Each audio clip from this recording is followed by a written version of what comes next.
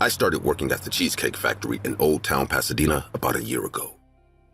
I was a line cook, mostly doing prep and cleaning the grill before closing. It wasn't bad. The pay sucked, but the staff was decent. The only thing that made the place weird was the tunnel under the building. Everyone called it the dungeon. It wasn't part of the restaurant that customers saw. You had to go through a metal door in the back hallway, then down a narrow staircase that smelled like bleach and mold. The managers said it was used for storage decades ago before the restaurant took over the building, but no one really went down there. The first time I went, it was to grab an old crate of plates. The light flickered nonstop and the walls were covered in what looked like old grease stains. I could hear something dripping somewhere. The air felt heavy, like the place hadn't been opened in years. I grabbed the crate and got out fast. When I came back up, my coworker Troy asked if I'd heard the kid. I told him no. He said everyone who stayed there late had heard a little girl laughing near the bottom of the stairs. At first I thought it was bullshit, but after a few nights, I started hearing things too. A metal clang, a faint whisper. Once I swear I heard someone call my name. A few weeks later after closing, I told my friends about it. We were drinking behind the building and I said there was a tunnel under the restaurant that everyone said was haunted. They laughed at first, but then Greg, who loved all that ghost hunting crap, said we should go down there. I told them it was locked most of the time, but I had a spare key for cleaning shifts. They got excited like idiots. Greg brought his phone to record everything, and his girlfriend, Dana, came too. She said it would make a perfect TikTok video. The last one to join was Luis, another guy from the kitchen. He wasn't into ghosts, but he didn't want to look scared. Before we went in, I hesitated. I remembered how the tunnel sounded at night, how it always felt like someone was waiting at the bottom of the stairs. But I didn't want to look paranoid, so I unlocked the door and turned on the flashlight of my phone. The smell hit us first. It was worse than I remembered, like wet cardboard mixed with rotten meat. Dana gagged. Greg laughed and told her to stop being dramatic. We started walking down. For a few seconds, everything was quiet except our footsteps. Then came the sound, something scraping on the floor somewhere ahead of us. We stopped halfway down the tunnel. The light from the stairway was barely visible behind us. The scraping stopped. Luis whispered that maybe it was a rat, but rats don't make footsteps. We stood still listening. Then, a low voice echoed from the end of the tunnel. Just a single word. Couldn't tell what it said. It sounded like it came from someone with a dry throat. Greg whispered that it must be some speaker system or maybe a homeless guy. Dana wanted to leave. Greg said no, this was the best part. He walked ahead holding his phone high like he was filming a movie. I followed him because the light from his phone was the only one that reached farther in. The deeper we went, the more trash there was. Empty cans, broken boxes, torn blankets. Someone had been living down there. We turned a corner and found a small room. There were 3 mattresses on the floor, all filthy. One of them had bloodstains. On the wall, someone had written with red paint or maybe blood, "No one comes back." Dana freaked out and ran toward the stairs. I yelled at her to wait. Then, something moved behind the mattress. For a moment, I thought it was just a pile of clothes. Then I saw a hand, thin, filthy, trembling. Greg stepped closer and pointed the flashlight at it. A man crawled out slowly. His skin looked gray, his eyes bloodshot. He was barefoot and wearing a torn jacket. He stared at us like an animal trying to decide if we were food. Greg told him we didn't mean any harm. The man tilted his head, then started mumbling something I couldn't understand.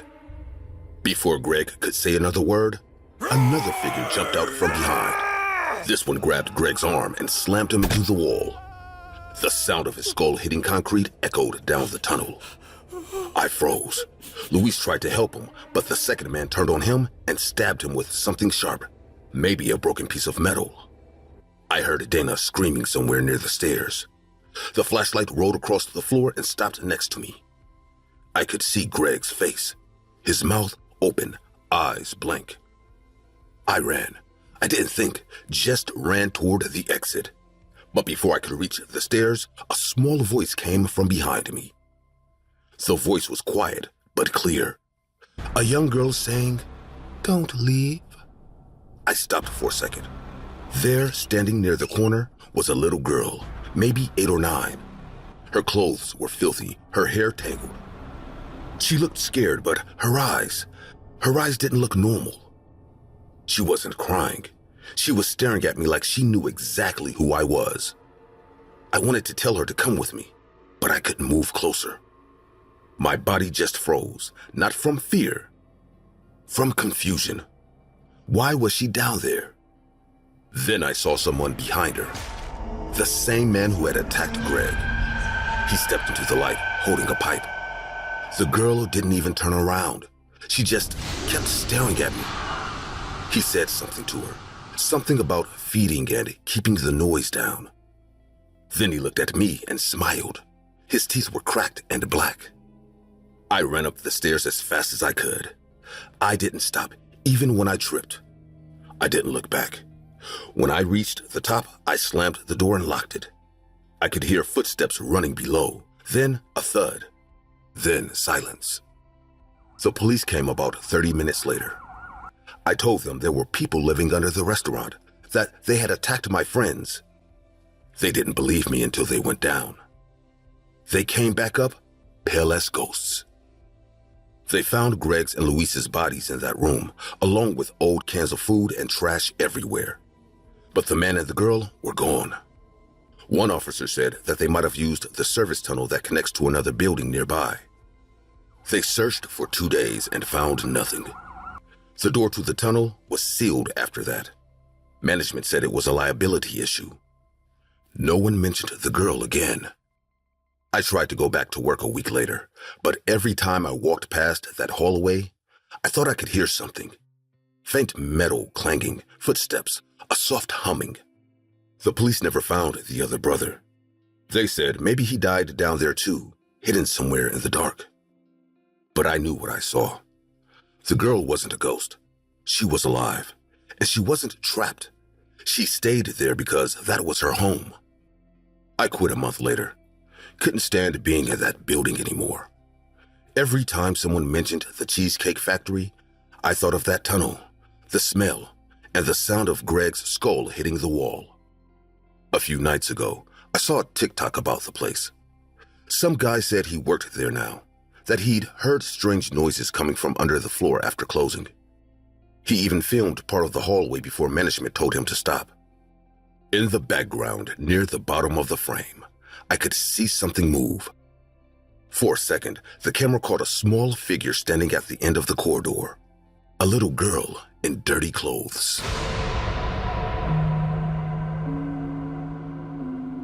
I used to go to the shopping mall every Friday night. It wasn't about shopping, just routine. The air conditioning, the empty halls, the hum of closing stores. It was the only quiet place I could walk without thinking too much. That night was like every other night, until I saw something new near the food court. A booth I hadn't noticed before, right between a souvenir shop and a juice stand. The sign above it said, "The Cheesecake Factory," in shiny gold letters. No one else seemed to care. It hadn't been there yesterday. A woman stood behind the counter, old, neatly dressed, wearing a pink apron. Her hair was white and tied up in a bun. She smiled the moment I looked her way, too quickly, like she'd been waiting for someone to notice her. "Last slice of the night, dear. You look like you could use something sweet." Her voice was calm, warm even. I hesitated, but the smell coming from that display case was unreal, sweet, buttery, heavy. I walked closer. The booth was spotless. There were no price tags, no brand logos, nothing but a small fridge full of perfect slices. They didn't look real. Each one looked like it had been sculpted and painted instead of baked. The old woman tapped the glass. "This one's special. You'll like it. Best ingredients in the city. It was a raspberry cheesecake, or that's what it looked like. She carefully slid one slice onto a plate that didn't match the rest of the setup. Real porcelain, cracked at one corner, like it had been reused too many times. When I asked if it was new, she smiled again, a little wider. We open whenever we're needed. The card reader didn't work, so I paid in cash. She counted the bills slowly, not taking her eyes off me. The booth had no receipt printer, no cash register, no decoration. Just her, the fridge, and those cakes. She handed me the plate, her fingers brushing mine. They were cold. I sat down at one of the nearby tables. The mall was almost empty now. The janitor was sweeping in the distance, and a security guard was talking on his phone near the entrance. I could hear the refrigerator humming softly behind me. The first bite was thick, heavier than I expected. The sweetness was there, but it faded too quickly, replaced by something slimy. I thought maybe it was just a new recipe, something fancy like an imported ingredient I didn't know.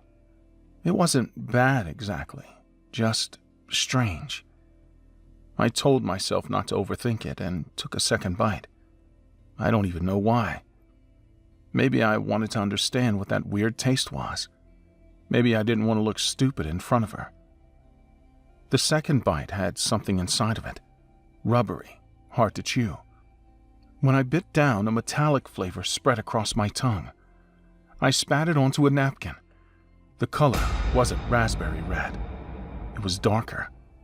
The piece inside looked fibrous, like skin. My stomach clenched so hard it hurt.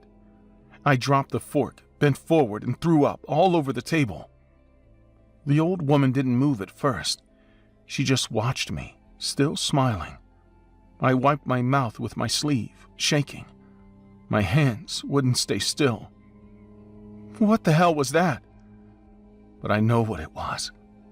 That flavor was pretty distinctive. It tasted like blood. She didn't answer. She leaned on the counter, resting her chin on her hand like she was watching a child misbehave. Then she laughed. It wasn't loud, it was quiet, broken, the kind of laugh that sounds more like coughing. Only natural ingredients. I think that was a kid. Or his parents. Impossible to know, to be honest. I gagged again, just hearing her voice. I backed away, bumping into a chair. My stomach kept turning, my throat raw from vomiting. I couldn't look at the plate again. The slice was still there, a bite missing, a smear of red across the cream. She didn't wait for me to say anything else. She turned her back, pulled something from under the counter, a small bag, maybe her purse, and started walking away. I remember the sound of her shoes on the floor, slow, calm, like she didn't care I was still there. By the time I looked up again, she was gone. The booth lights were dimming and the hum of the fridge was fading. I didn't chase her. I couldn't even stand properly. My legs felt like they weren't connected to me anymore. All I could think about was what had been inside my mouth. I kept spitting, dry heaving, trying to erase the taste, but it wouldn't go away. It stayed under my tongue, metallic and sweet at the same time. I grabbed a napkin and wiped my face. The piece I had spat out was still there. I forced myself to look closer. It wasn't fruit, and it wasn't dough. It looked like a small strip of tissue, like something cut from a person. I dropped it immediately, stepped back, and almost slipped on my own vomit. The lights above the booth flickered once. When I turned around, the display case was empty. Every slice was gone. The fridge door was slightly open, cold air spilling out. There was no sign of the woman, no sign of anything being cleaned or moved. I walked away slowly, breathing through my mouth to stop the nausea. My eyes kept watering from the smell. It was sweet again now, almost pleasant. but every breath made me gag harder. I didn't tell anyone that night. I just left. The guard was gone, the janitor too. The mall doors were half closed. Outside, the street was quiet, empty. My mouth still burned from the bile, and my hands were shaking so much I could barely hold my phone.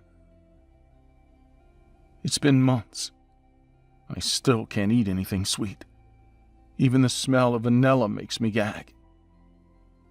Doctors say it's psychological. Trauma response, they call it. But I know it's not just that. The taste never left. It sits under my tongue, faint but constant, like it's part of me now. Sometimes when I sleep, I wake up thinking I bit into something again, something soft, something alive. Last week I woke up to a smell coming from the kitchen. I thought I was imagining it, but when I opened the fridge, there was a small slice of cheesecake sitting on a plate. It was a normal cheesecake, and the smell was clearly an act of my imagination. But something so normal, like watching a slice of cheesecake, ruined my whole month.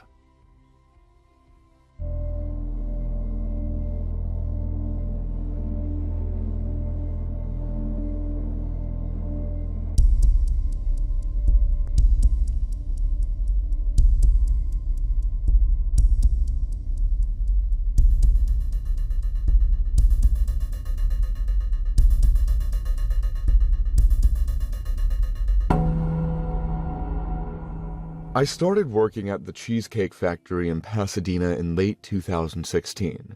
I wasn't supposed to stay long. It was just a job to cover rent and keep my head above water.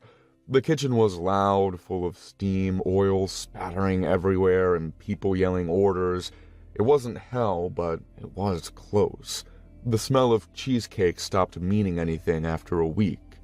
I got used to seeing the same customers. There was this guy who came in every other day. Tall, skinny, always in the same green jacket, even in hot weather. He ordered the same thing. Chicken Madeira and 2 slices of white chocolate raspberry cheesecake to go. Never smiled, always paid in cash. I didn't know his name, but we called him Green Jacket Guy. The weird thing was how he'd just sit there after eating, sometimes for hours. Not looking at his phone, not talking to anyone, just staring at his glass of water. Once I tried to make small talk, asked if everything was okay with the food. He smiled, but it didn't reach his eyes. Said he liked it too much to leave. I laughed awkwardly and walked away. That was the last time I spoke to him for a while. At first, no one cared. He was just another lonely customer. We all have our habits. But after that night, I wish I'd taken him more seriously. It started one Thursday in February 2017. The place was packed, people waiting at the door, Valentine's week rush. Orders were piling up, tickets printing non-stop. I was behind the counter taking to-go orders when Green Jacket Guy showed up again. He looked agitated, kept checking his receipt. He said his order from the day before had been wrong. He claimed we gave him something else entirely. I told him we could fix it or refund him, but he got angrier. His voice rose, shaking like he'd been rehearsing that complaint all night. The manager came out, tried to calm him down. The guy started cursing under his breath, accusing us of mocking him. When security approached, he shoved his food onto the floor and stormed out. His eyes locked on me before leaving, and there was something off in his stare. Like he was trying to remember my face. The next morning, he was standing outside the restaurant before we opened, just waiting. I saw him through the glass doors staring straight in. He didn't look angry this time. He just smiled wide, like he'd forgiven us. That afternoon, around 4, we were at half capacity. I was taking dishes back to the kitchen when I noticed someone in the corner booth. Someone I didn't recognize. A man, mid-30s, gray hoodie, baseball cap low over his face. He was alone, fiddling with a large paper bag on the floor beside him. For a few minutes, I didn't think much of it.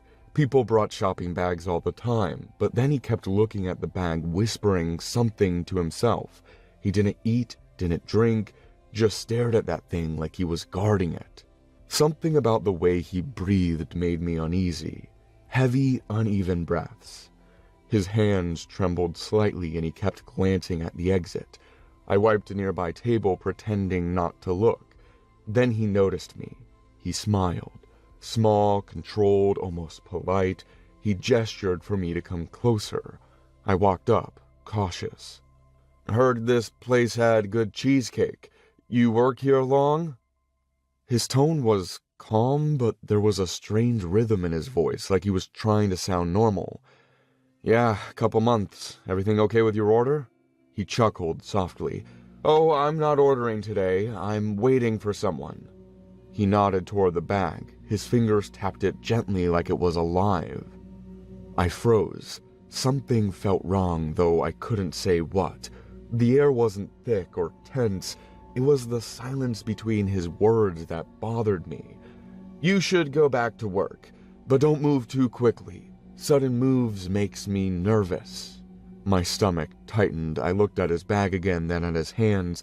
They were shaking worse now. "Listen, man, if you're not eating here, I might have to..." He cut me off. "Call security?" "Yeah, I figured you'd say that." He leaned closer. "If anyone tries to touch this bag, we'll all stop existing in the same second." I stared at him, trying to process what he said. My hands felt numb. "Is that a bomb?" He didn't answer, just smiled. His teeth were clenched. He looked like he hadn't slept in days. The restaurant noise faded behind me, people laughing, dishes clattering, but it all sounded distant. "Don't worry, it's not meant for you. I just need them to understand." I didn't ask who he meant.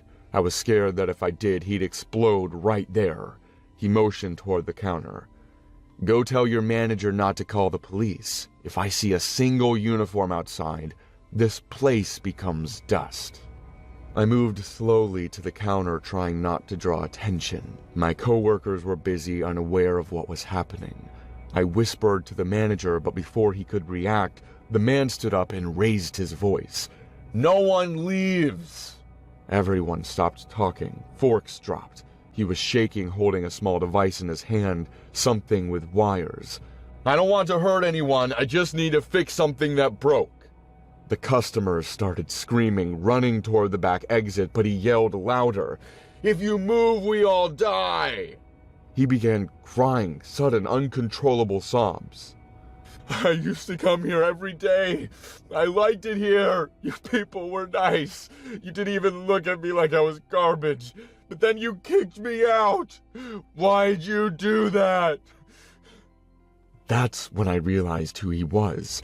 Green jacket guy, only now in a hoodie, thinner, paler, eyes red and wild. I tried talking to him, my voice shaking. "You don't have to do this, please." He laughed and wiped his face with his sleeve. "I already did it. The only thing keeping this place standing is my thumb." I took a step forward, slow, hoping he wouldn't notice. "Let me help you, man. You said you want to fix it, right? Let me call someone." He looked at me like a child lost in a mall. For a moment, I thought he'd let me. "Call security. Tell them to come here." He was trembling harder. Sweat dripped from his forehead. I nodded and ran toward the service door. My heart was hammering so hard I could barely hear anything. I told the security guard what was happening. He grabbed his radio, but before he could speak, we heard a sharp beep. A single, short, high-pitched tone coming from the dining area. Then silence. I sprinted back. The booth was empty. The bag was still there, blinking red. The man was gone. People were screaming, running, overturning chairs. My legs wouldn't stop shaking, but I forced myself to move closer, scanning the floor, trying to find him. Maybe he'd gone to the restroom, maybe... The beeping got faster. I yelled for everyone to get down. The next second, light swallowed everything. The sound hit me before the pain. My ears rang, my body hit the floor, and the world turned white and gray. I couldn't move. There was screaming, metal falling, sprinklers going off. The smell of burned plastic filled my nose.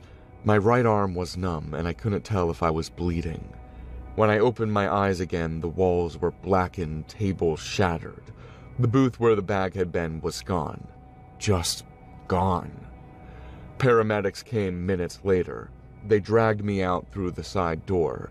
I remember seeing the front windows blown out, smoke rising into the street. 20 people hurt, no one dead, somehow. The man was never found. I was in the hospital for 2 weeks. Burns on my arm, hearing damage, mild concussion. Reporters came asking questions, but I didn't want to talk.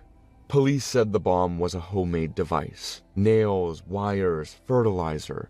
Crude but effective. They said the man probably ran before it detonated. Maybe he planned to die with it but changed his mind. Maybe he wanted to watch it from outside. Every night since, I dream of that booth. I see him sitting there smiling, tapping that bag. When I wake up, I hear a faint beep in my ear that never goes away. I went back once, months later. The place had been rebuilt. New tables, new lights, new walls.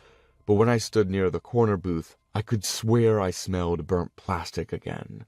A manager asked if I was looking for a table. I told him no.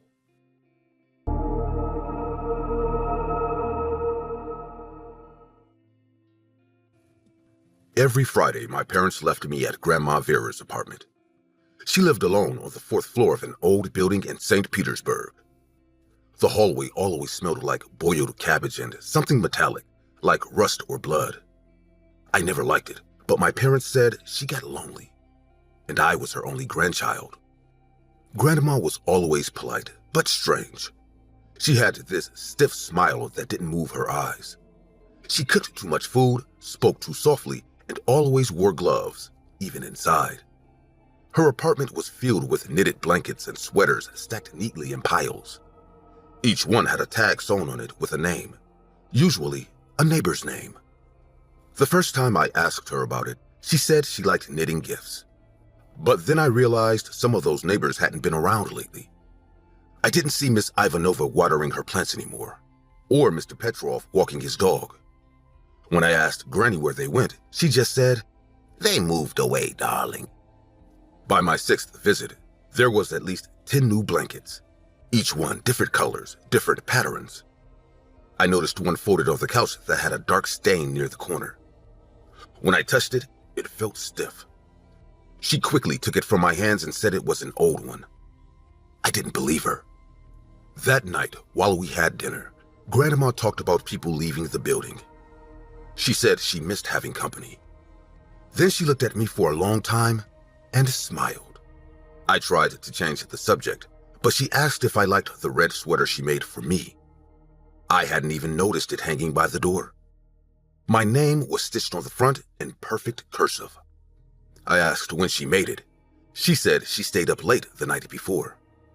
I didn't remember her being awake when I went to bed, but maybe I hadn't noticed. Before going to sleep, I walked past her sewing room. The door was slightly open. Inside, I saw her working on something big, her hands moving slowly. I could hear the soft click of the knitting needles. I stepped closer and noticed the yarn glistened under the lamp. It was wet. I froze. A drop fell to the floor. It was dark red. She turned her head, just a little, enough for me to see her eyes. They looked dead, flat, like she wasn't even human for that second. I went back to bed without a sound. Sometime after midnight, I woke up to a faint tapping sound. It came from her sewing room again. I sat on the bed, heart pounding, and listened. The tapping turned into scraping, like metal dragging on tile. Then I heard a humming, a quiet lullaby. For almost 5 minutes, I tried to convince myself to stay in bed, but the noises grew louder, like she was struggling with something heavy. I had to know. I got up, stepped into the hallway, and walked toward the room. When I reached the door, I looked through the crack. Grandma was sitting at her table, knitting with long silver needles. but her hands were shaking. The thread ran down to a bucket beside her. I could see something moving inside it. I stepped closer, my eyes adjusting to the dim light. Then I realized the thread wasn't yarn. It was a long strip of skin. I gasped before I could stop myself. The chair screeched as she stood up. Her head turned sharply toward the door. Who's there? I ran. I didn't even think. I bolted down the hallway, opened the first door I saw, and threw myself inside. The basement stairs creaked as I went down 2 at a time. My legs were shaking so hard I nearly fell. At the bottom, I fumbled for the light switch. When the bulb flickered on, my stomach dropped. There was a body on the table, fresh, still bleeding. A man's head wrapped in cloth, the rest stripped and half sewn, like she was turning him into something. I backed away, pressing against the wall, covering my mouth to stop a scream. The smell was unbearable. Rot and iron. My vision blurred for a second. I thought I was going to pass out. Then I heard footsteps above me, slow, deliberate. She was searching. The floorboards creaked with every step she took. Where are you, sweetheart? I stayed completely still, not even breathing. The light flickered. I looked around, searching for a hiding spot. There was an old wardrobe in the corner. I ran and climbed inside, closing the door just enough to peek through the crack. The basement door opened.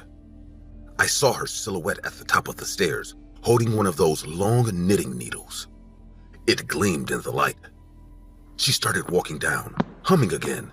Each step echoed like a heartbeat. The humming stopped. She stood in the middle of the room, sniffing the air like an animal. Then she smiled.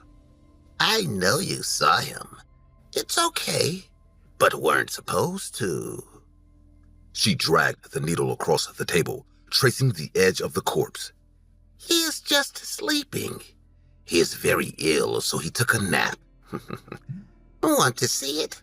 He is even snoring. Her voice cracked when she said that. Then she looked right at the wardrobe. My throat tightened. She took one step toward me. Then something fell upstairs. A loud crash. She froze, looked up, and hurried back to the main floor. The door slammed. I waited almost a full minute before moving. I opened the wardrobe slowly, stepped out, and tried to breathe quietly. I needed to leave. I went upstairs trying to make no noise. The hallway was empty. I saw the front door and ran to it, but when I tried the handle, it didn't move. Locked. The key was gone. I looked around, panicking. The apartment was silent now. Too silent. Then I saw her shadow moving in the kitchen doorway. You shouldn't play games with me, darling. Even Grandma can lose her patience. I ducked behind the couch.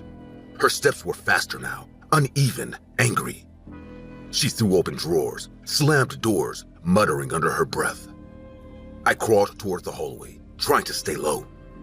When I reached the small table by the entrance, I saw the keys hanging there. I went straight to the door. I inserted the keys and opened the door, but before I could leave, something cold touched the back of my neck. Going somewhere? Suddenly, a cloth pressed over my face. The smell hit instantly. Sweet, chemical, heavy. I struggled, clawing at her arm, but everything went dark. I woke up in my bed.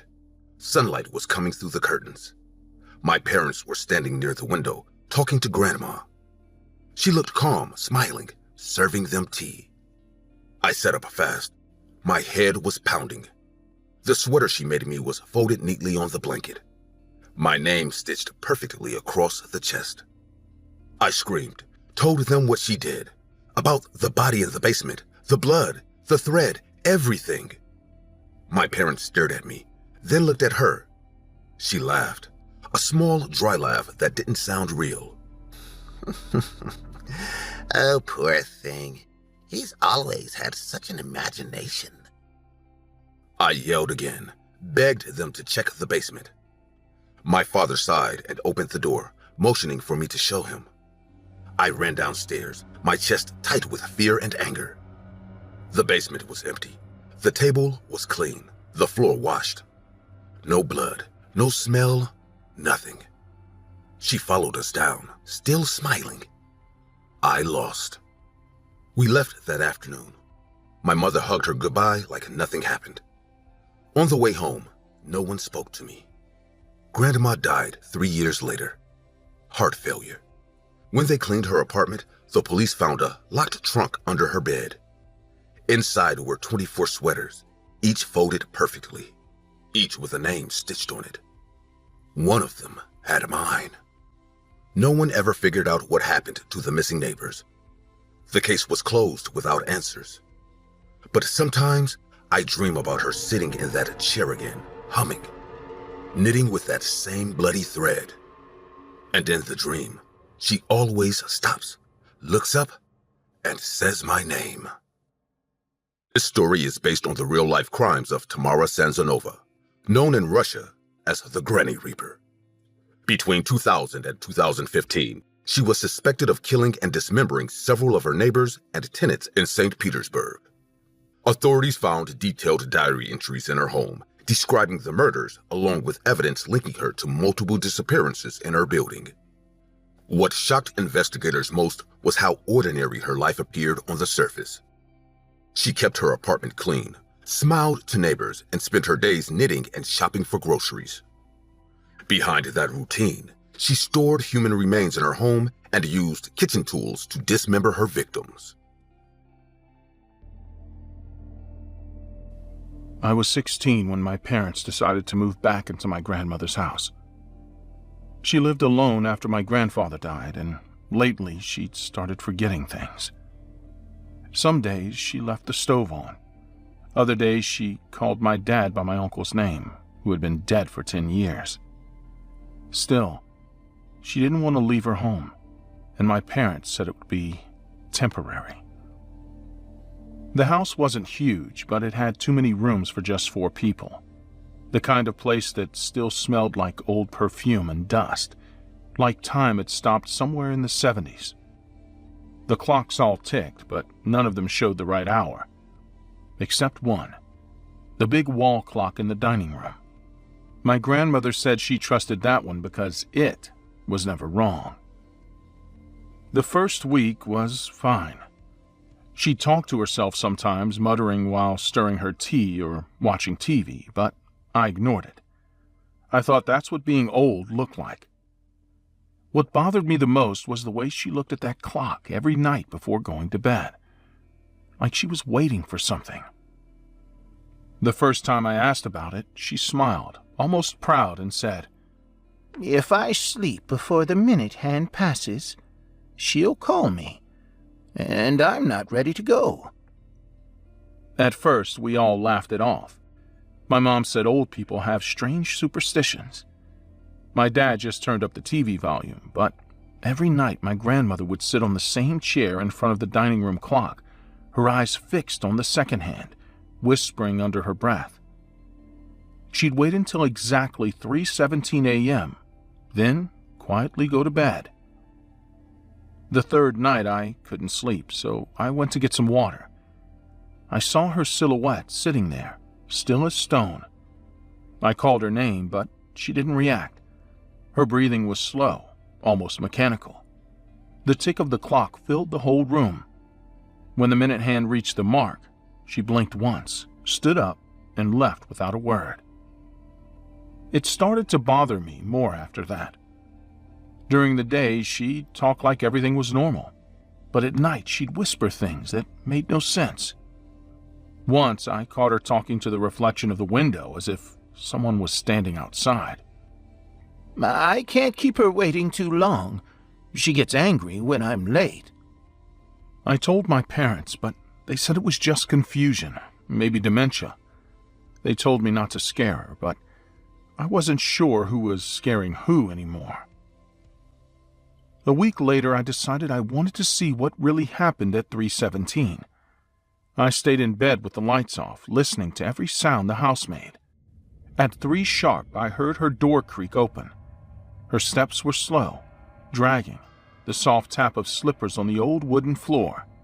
My heart started pounding so loud I was afraid she'd hear it.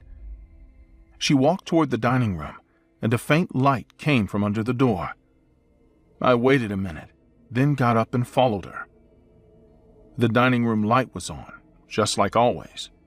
She sat there, facing the clock. Only this time, she wasn't alone. The chair opposite hers was pulled out slightly as if someone had been sitting there. I froze by the door, trying not to make a sound. She smiled at the empty seat. "You're early tonight."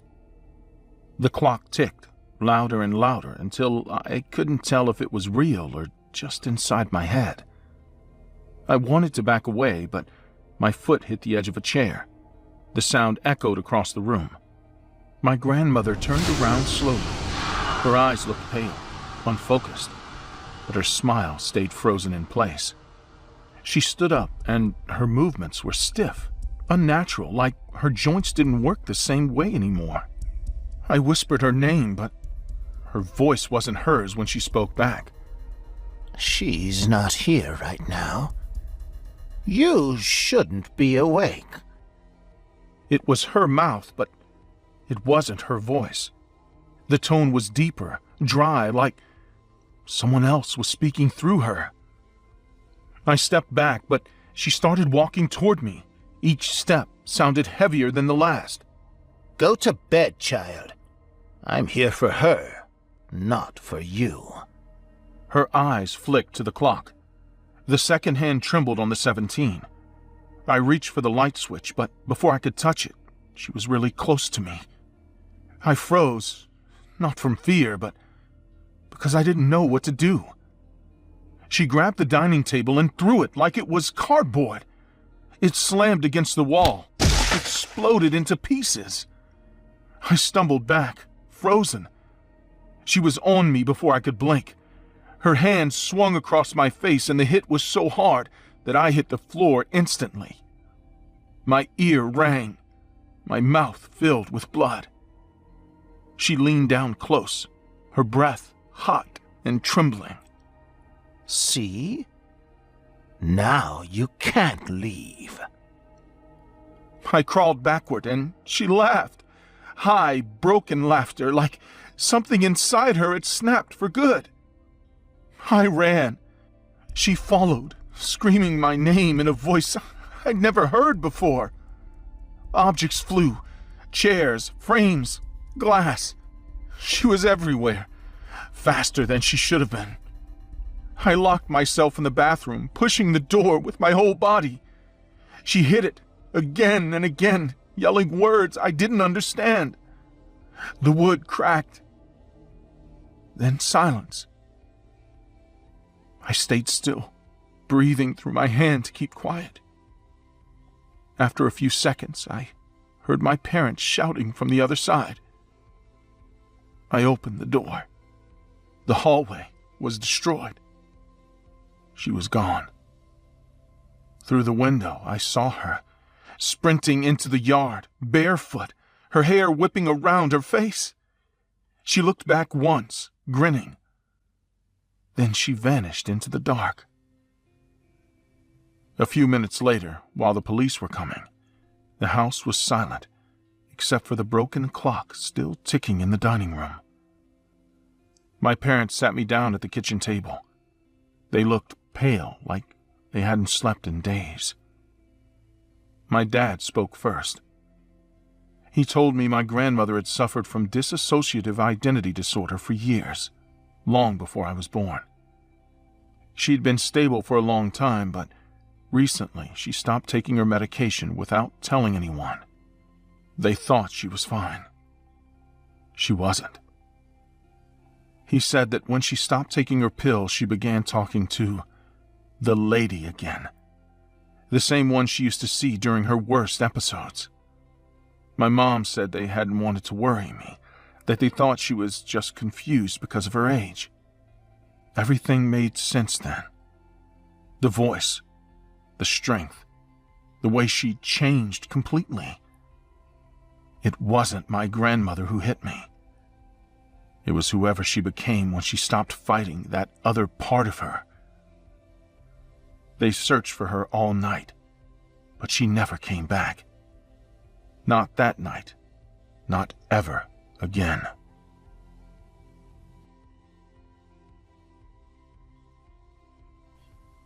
Every other day, I had to visit my grandma. Mom said she needed company, and since she didn't trust nurses, I was the one who had to check on her. Grandma Evelyn was independent, stubborn, and always left her door unlocked.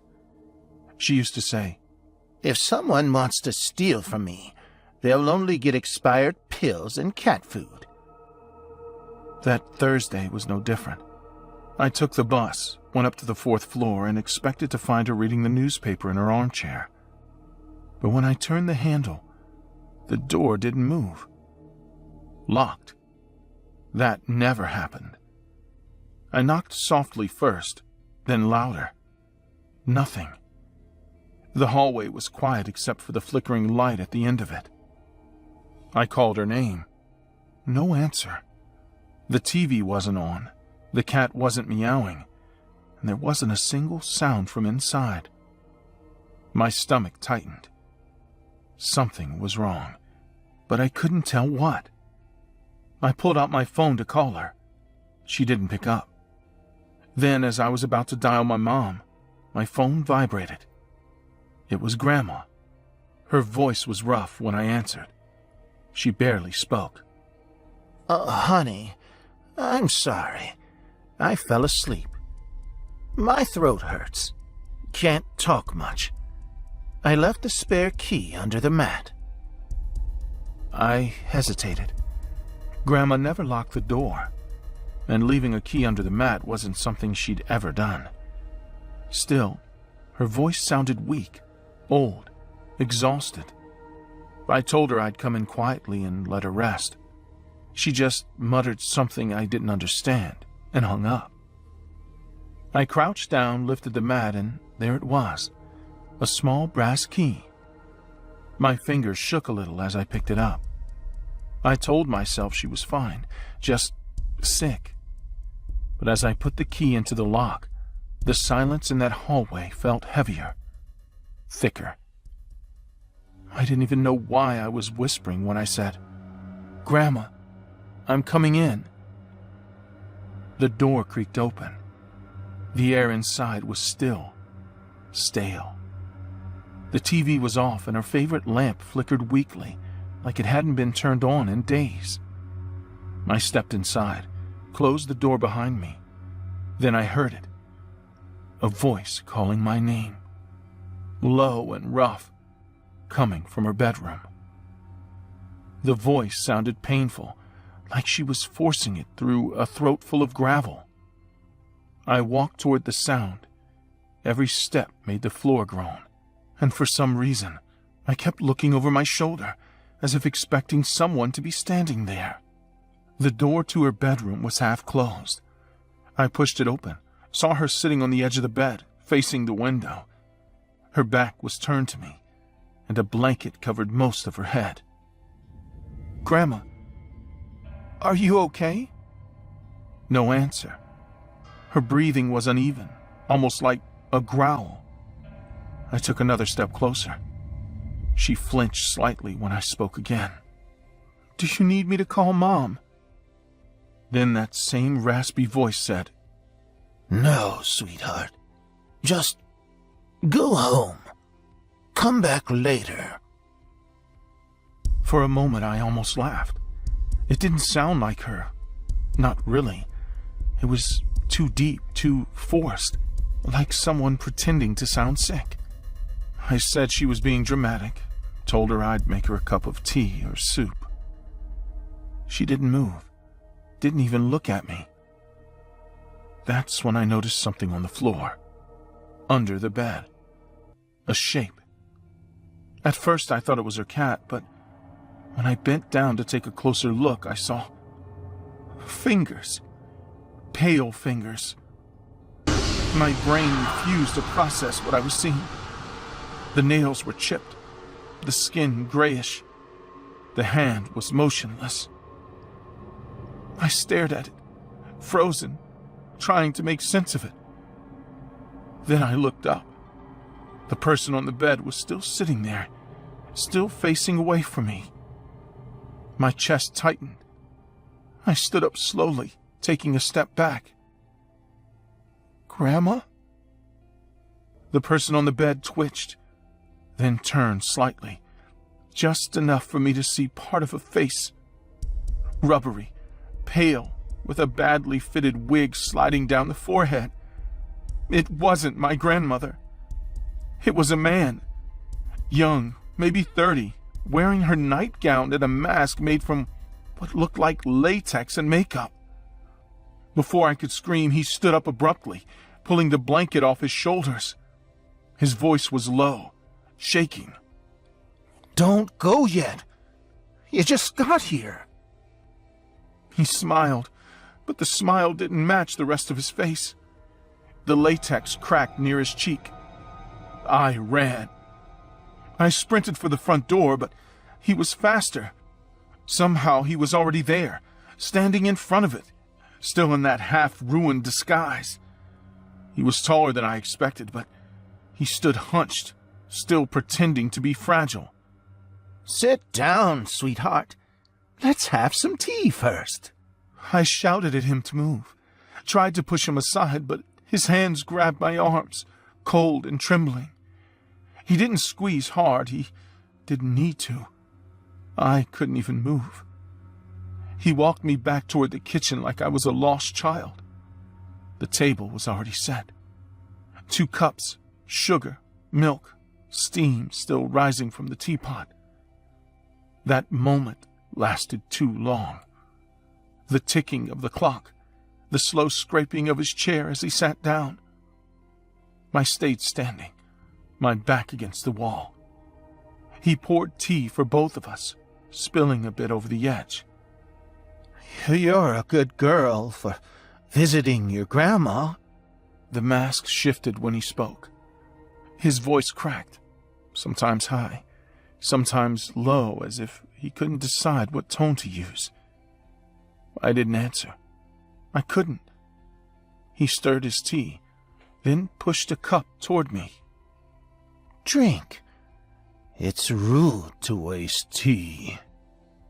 The smell of it was wrong. Metallic, like rust and dirt. I didn't move. His hand twitched, and for the first time, I saw his eyes through the slit in the mask. Empty, wide, shaking with something that wasn't entirely anger or madness, just absence. Minutes passed. He drank his tea, still pretending to be gentle, pretending to be her. He even asked me about school, about Mom, about the cat. I just nodded. My voice wouldn't come out. When he finished his cup, he stood up and fixed the wig on his head. See? Nothing to be scared of. You can go now. I didn't believe him, but I left. I ran out of that apartment and didn't look back. I came back an hour later with 2 police officers and Mom. I kept telling them he was still there, that there was someone pretending to be Grandma. The officers kicked the door open and entered first. The lights were still on, the tea still on the table. The man was gone. Every room was empty. The drawers were open, the bed undone, the window wide. But the smell of old blood and mold, was impossible to ignore. I walked into the kitchen. The chairs were still facing each other. The officers were checking the rooms when I saw it. A figure sitting at the table, slumped forward, gray and silent. Grandma. She was dressed the same way he had been. Nightgown, wig, slippers. Her eyes half open, mouth stiff. The teacup was still in her hand. The other chair, the one I had refused to sit in, was empty. The man had placed her there before leaving, like she'd hosted that tea party herself. No one ever captured that man. No one knows who he was or how he entered the building. The only thing I know is that he took my granny, and I'll never see her again. The first thing people notice about this story is his name, but that is never where it really begins. It begins with how safe I thought I was, how convinced I was that nothing truly bad could happen. I tell this now because silence helped him for too long, and because pretending it was just a bad relationship almost killed me. When I met Lawrence, he was already known. Not famous, but close enough that people recognized him in bars and restaurants. Close enough that strangers smiled at him like he had already proven something. He spoke softly, smiled easily, and never raised his voice in public. He liked to say he respected women, and people believed him because he said it so calmly. At the beginning, he treated me like something fragile he wanted to protect. He insisted on driving me everywhere, paying for everything, and planning my days around his schedule. When I thanked him, he corrected me and said I didn't need to thank him for being a man. I thought that sounded mature. I thought it meant stability. What I did not understand yet was that protection, when you do not ask for it, slowly turns into a cage. The control did not arrive violently, and that is why I missed it. It arrived wrapped in concern, in advice, in long explanations about danger and stress, and how people like him lived under constant pressure. He told me I did not need to work so much. He told me my friends were careless. He told me the city was not safe for someone like me. Before anything physical happened, my world became very small. He did not forbid me from leaving the house at first, but he made it exhausting. Every plan required a discussion. Every errand came with questions. If I wanted to go out alone, he wanted updates. If I stayed too long, he wanted reasons. It was easier to stay home than to explain myself. The drinking became impossible to ignore. Bottles appeared faster than they disappeared. He started missing training sessions and laughed about it like it was a joke the coaches just did not get. When the suspension came after he drove drunk, the joke ended and the house changed. He stayed home all day, watching games, replays, interviews, and old highlights. Football never stopped. Each touchdown replay felt like it pulled something dark out of him, something tight and restless that needed an outlet. I did not know yet that I was becoming that outlet.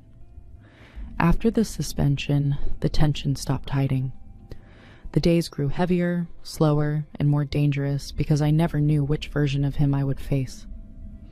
Sometimes he ignored me completely, sitting inches from the screen with a drink in his hand, jaw clenched, eyes fixed like the game was happening inside his head.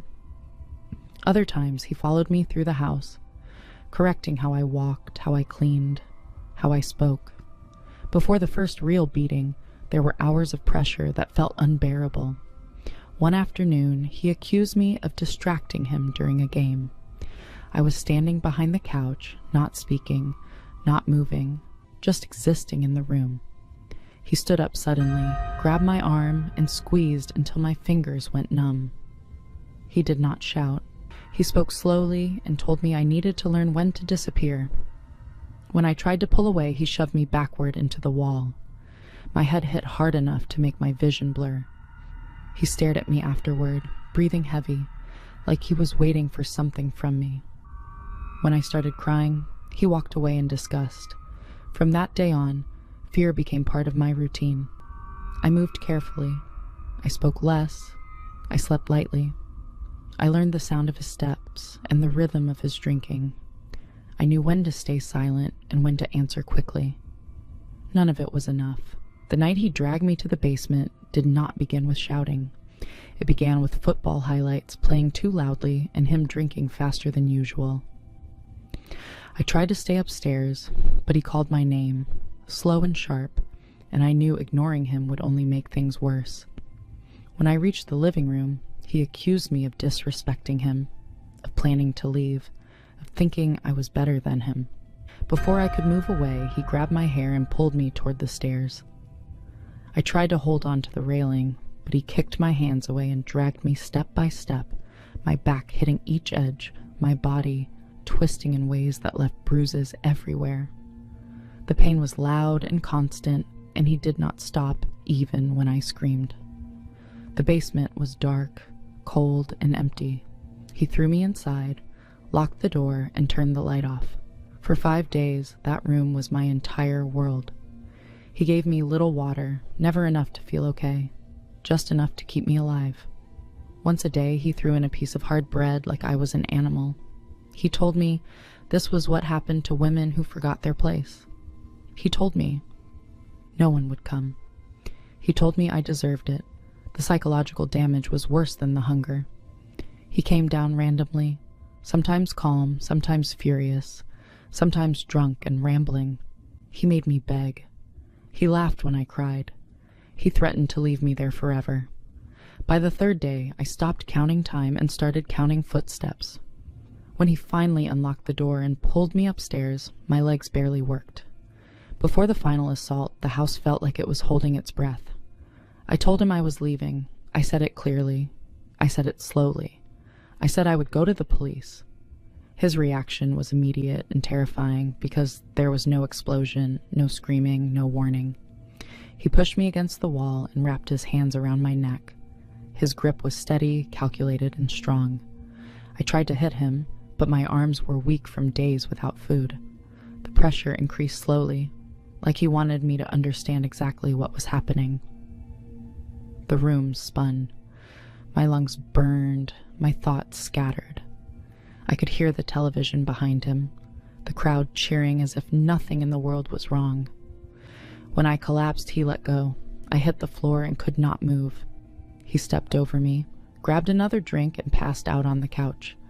I stayed still for a long time, afraid that even breathing might wake him. I escaped while he slept. I did not take anything with me. I did not look back. I ran until my chest hurt and my vision blurred, then I ran more. When the police arrived, they took photos, wrote reports, and promised protection. He was arrested, then released, then protected by the same system that loved his talent more than it cared about my life. Years passed, but his violence did not stop. Arrests followed him. Charges piled up. Guards reported attacks. Cellmates feared him. His behavior grew more unstable, more dangerous, until it finally ended the only way it ever could. When I heard what he did in prison and what he did to himself afterward, my body reacted before my mind did. Cold, shaking, numbness. Justice came late, but it came loud. Every football game reminds me how easily violence is excused when talent is involved. People ask why I stayed, why I didn't leave sooner, why I didn't see it coming. The truth is simple and ugly. Fear works slowly, control hides well, and monsters rarely look like monsters at the beginning. Lawrence Phillips was a former NFL and college football star whose career was marked as much by extreme violence as by athletic talent. Despite repeated incidents of domestic abuse and criminal behavior during his playing years, he continued to be protected by teams and institutions as long as he performed on the field. After his career ended, the violence escalated rather than stopped. In 2015, while serving a prison sentence for multiple offenses, Phillips murdered his cellmate and later took his own life. The first serious threat came after a Friday night game, when the football player Aaron Hernandez leaned close and calmly explained where I lived, how long it took me to get home, and what time my lights usually turned off. He said it like he was giving directions, not like a warning. And that was when I understood this was not part of the game anymore. I worked as a football referee for years, long enough to learn that players never forgive calls they think are unfair. Most of the time, anger stays on the field, and it burns out once the game ends. Sometimes it follows you, but you learn to ignore it because stopping feels like letting them win. Being Latino added another layer that the league never really wanted to talk about. Insults were disguised as jokes, and threats were dismissed as heat-of-the-moment reactions. Reports were filed, meetings were held, and nothing actually changed. Aaron Hernandez was different from the rest. He did not shout to impress his teammates, and he didn't lose control in obvious ways. He watched, he waited, and he spoke when he knew no one else was listening. The harassment became routine, slowly, which made it harder to explain and easier to deny. Cars followed me after games, always keeping the same distance, always turning away right before I reached my street. My car was scratched more than once, and the damage was too deliberate to be random. Aaron and a few other players made sure I noticed them outside the stadium. They parked near my house on different nights, sometimes sitting there without music, without talking, just watching. When I confronted the league, they suggested changing my route home and avoiding public places. My closest support was Mateo, another referee who had dealt with the same group of players. He understood the pressure because he felt it too, and we talked constantly about how long we could keep doing this before something went wrong. The game that changed everything was tense from the start. The crowd was aggressive, the bench was loud, and Aaron never stopped staring at us.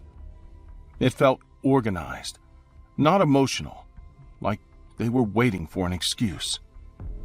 Before the first major incident, there was a long stretch where nothing happened, and that silence made everyone uneasy. Players stood too close after plays. Conversations stopped when we approached, and the bench reacted to every call with hostility. When Mateo called a late hit, Aaron stepped forward immediately, getting close enough that his helmet touched. His voice was low but clear, and he promised Mateo would regret humiliating him in front of everyone. Several players laughed, while others watched carefully like they were memorizing the moment. Later, Aaron delivered another illegal hit, and Mateo ejected him without hesitation. The reaction was violent, with players shouting, security hesitating, and objects thrown from the stands. Aaron walked off slowly, turning back just once to smile at us, as if this was exactly what he wanted. After the game, we waited inside longer than usual, listening to shouting outside and watching shadows move past the windows. Mateo admitted he was scared, not of losing his job, but of what would happen once we left the stadium. That fear stayed with us in the following days, growing stronger instead of fading, especially when calls and messages started coming from unknown numbers late at night. Mateo was killed 3 days after the game, and the police said the attack was intentional and personal. His body had been mutilated, and the level of violence made it clear that this was meant to send a message, rather than hide a crime. Before the package arrived, there was another quiet stretch that felt wrong, like something was being prepared.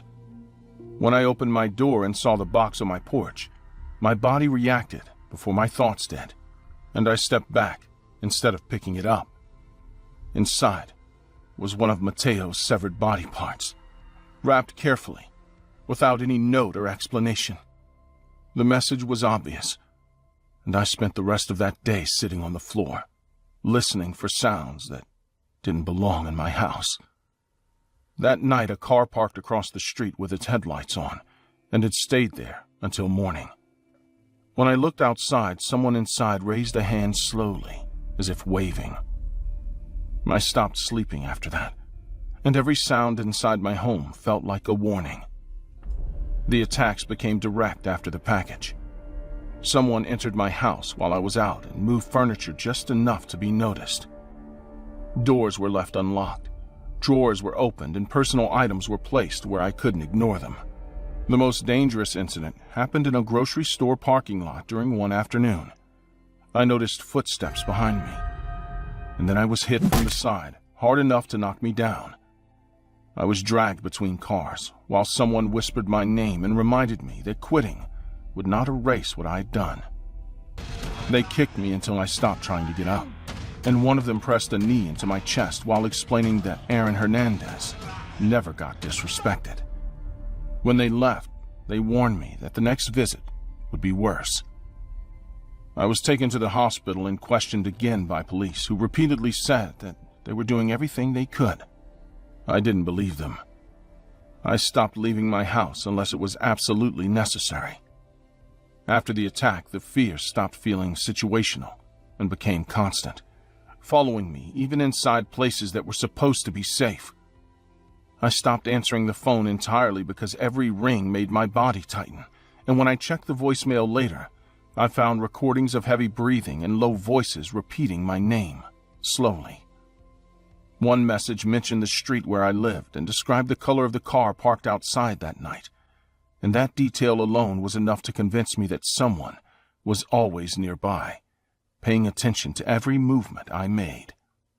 A few days later, I realized someone had been inside my apartment again, but this time, while I was home.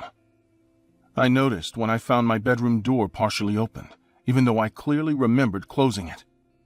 The television was muted, the remote placed carefully on the table, and one of my shoes was moved to the middle of the room, as if to make sure I would see it immediately. I stood there for a long time without moving, listening to the sounds of the building, trying to understand if I was alone or if someone was still watching me from somewhere I couldn't see. When Aaron was arrested for an unrelated murder days later, people assumed the danger had passed. I knew better, because the fear did not disappear. It settled in. Aaron Hernandez received a life sentence, but the relief people expected never came. The damage was already done.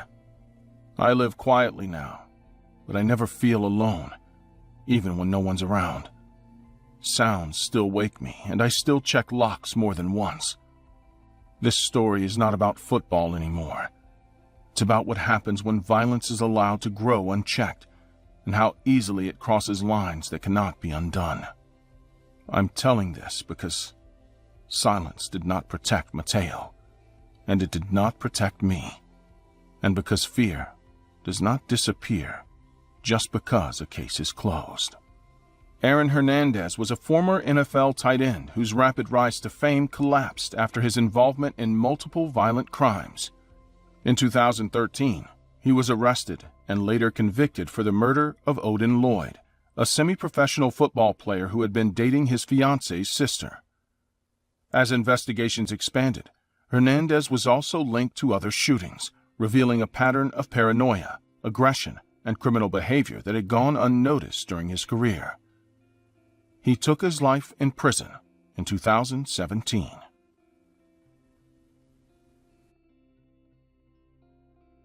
People think obsession is easy to spot. That's not true. Obsession can sound calm, reasonable, and even caring when you first hear it, and that's how it slips into your life without asking for permission. I met Galen when I was barely holding things together. I was working, studying, and trying to act older than I felt. He was charming in a strange way, confident when talking about football, especially college football, like it was the only thing in the world that made sense to him. At first, that focus felt reassuring, like he had something solid to stand on. He talked about the Colorado Buffaloes constantly, but one player's name always came up: Ray Caruth. Galen talked about him like you talk about someone you actually knew, someone whose choices mattered beyond the field. I didn't question it back then because I didn't know what I was listening to yet. When I got pregnant, everything accelerated. There was no long discussion, no real planning. We moved in together because neither of us could afford not to. The house was small, the walls were thin, and every sound traveled, which meant there was never any real privacy or silence. At that point, I still believed things could stabilize. I didn't know I was already inside a story that was heading somewhere violent. Galen's admiration didn't stay abstract. It turned physical, visual, and constant. He started dressing like Caruth, copying old photos and game footage down to the smallest details. Same jackets, same posture, same way of walking into a room like everyone should notice. He didn't just talk about Caruth, he studied him. He repeated phrases Caruth used in interviews, adjusted his voice to match his tone, and even practiced expressions in the mirror. It stopped feeling like fandom and started feeling like rehearsal.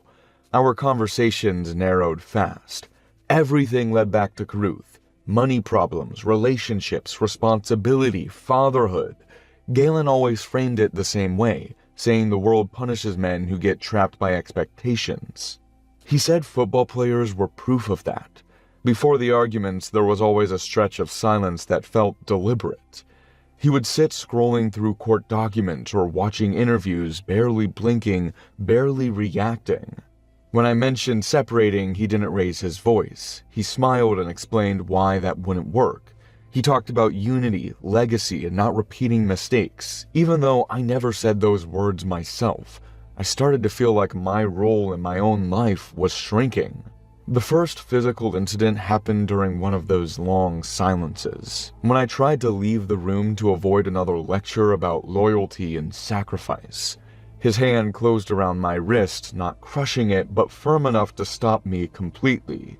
He didn't apologize and he didn't look angry. He explained his behavior like he was correcting a misunderstanding. That night, he wore a Buffalo's jersey that barely fit him and stood in front of the mirror for a long time, adjusting it and talking quietly to himself. I stayed on the bed listening, trying to slow my breathing while my thoughts raced in circles I couldn't control. Before the next incident, tension built in smaller ways. He slept less, paced more, and muttered names and dates like they were instructions. He stopped asking how I felt and started telling me what I was supposed to feel. When the news about Caruth's arrest came out, I expected denial or anger. Instead, Galen reacted with calm approval. He watched the coverage closely and nodded along as if each detail confirmed something he already believed. He made a hard choice. Some people don't understand what it takes. The way he said hard choice stayed with me, because it sounded less like commentary and more like preparation. Their star player had been accused of murdering his pregnant partner to avoid paying child support. It disgusts me just thinking about it. Meanwhile, we were going to have a child together.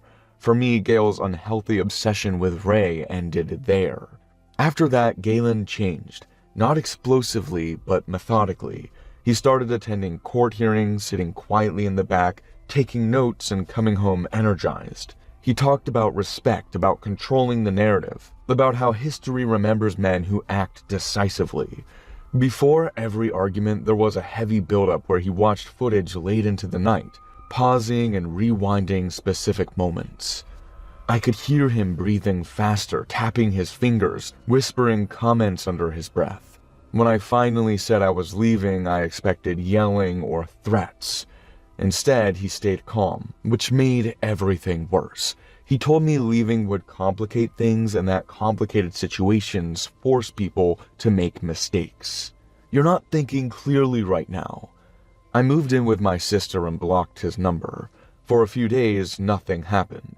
That absence felt artificial, like the pause before something breaks. Then messages started arriving from unfamiliar numbers. Long messages explaining why separation would hurt everyone involved, why suffering could be avoided, why decisive action was sometimes mercy. I stopped reading them halfway through, but the tone lingered in my head. At night, I kept replaying his voice, not loud or aggressive, but certain, as if certainty itself could justify anything. The day he came to my sister's house, tension filled the space long before I saw him. Every sound outside made my attention snap toward the door, and my thoughts jumped ahead faster than I could slow them down. When his voice came through the door, it was controlled and steady, like he was trying not to alarm anyone nearby. I didn't open it right away. I stood there listening, focusing on his breathing, on the rhythm of his words, trying to predict his next move. When he forced the door open, he didn't rush me. He stepped inside calmly and closed it behind him, as if this was a private conversation that had been interrupted earlier. "You're not going to ruin my life. Gail is right, you shouldn't exist. I'm ruined because of you and the future baby." I backed away toward the kitchen, keeping distance without freezing. He followed at the same pace, explaining himself, describing a future where problems didn't exist anymore. His hand moved toward his jacket, slow and deliberate. I grabbed a lamp and swung it, hitting his arm hard enough to make him step back. He adjusted quickly and kept moving, his expression tightening but never breaking into panic. When he grabbed my hair, pain shot through my scalp, but I didn't stop moving. I hit his face with my elbow, felt the impact, and used the moment to break free.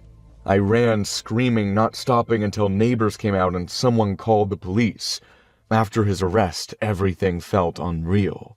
I gave my statement multiple times, each version feeling less connected to my body, like I was describing events that happened to someone else. I didn't feel brave or relieved.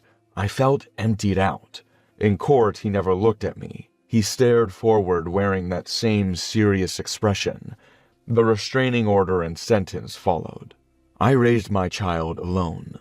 Sometimes I still think about how calm Galen was, even at the worst moments, and how certainty can be more dangerous than anger. I don't feel victorious. I tell this story so others understand that terror doesn't always announce itself.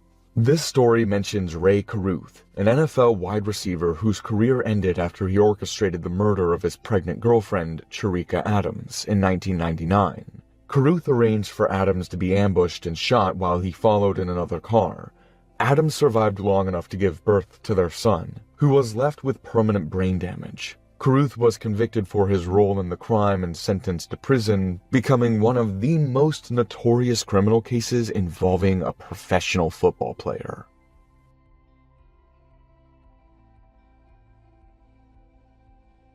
Hi, I'm Jim, and I'm a former NFL player, and this is an experience I had back when I was playing football nationally. I still remember the day when I was drafted into the NFL. It was like a dream come true for me.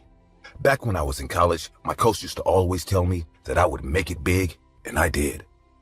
But little did I know that being in the spotlight in front of the whole nation playing football would be so pressuring. Playing with teams that I had always admired from afar was a boon and a bane in its own way. Even the players on my own team were guys that I had been a fan of. Slowly but surely, the spotlight and the pressure started to affect my game, and for 2 consecutive games, I was benched. My teammates could see that I was struggling to handle the pressure and that our team was suffering because of it. That's when I decided that I had to do something about it and step up my game. So I decided to ask my coach to put a word in with the stadium authorities to allow me to practice every night all by myself. My coach was a nice and kind-hearted man, and he had seen my struggles firsthand. So he spoke to the authorities, and soon enough, I was granted access to the stadium every night. At first, I struggled to play alone as football is a team game. But soon I realized what my mistakes were, and I started working on them. Some nights, my coach would accompany me, but most of the nights, I was alone. My solo practice might have gone for about a few weeks when we had a big match coming up. The team that we were going up against was the nation's best back then, and truth be told, I was utterly terrified of playing against them. Even though my teammates have played against them, they had never won, and this cannot be even more. The night before the big match, all my teammates were resting in preparation for the next day's big event, but I was on edge.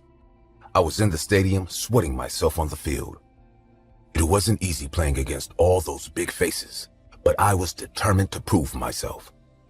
That's when I heard somebody walking on the field. I turned and saw a familiar face, a face that I did not expect to see in the stadium so late at night. Now, let's call this player Joe Maxfield, as I do not want to reveal his true identity.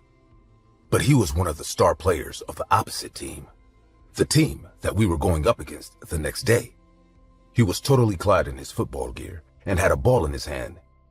It looked like he too wanted to practice one last time before the big game.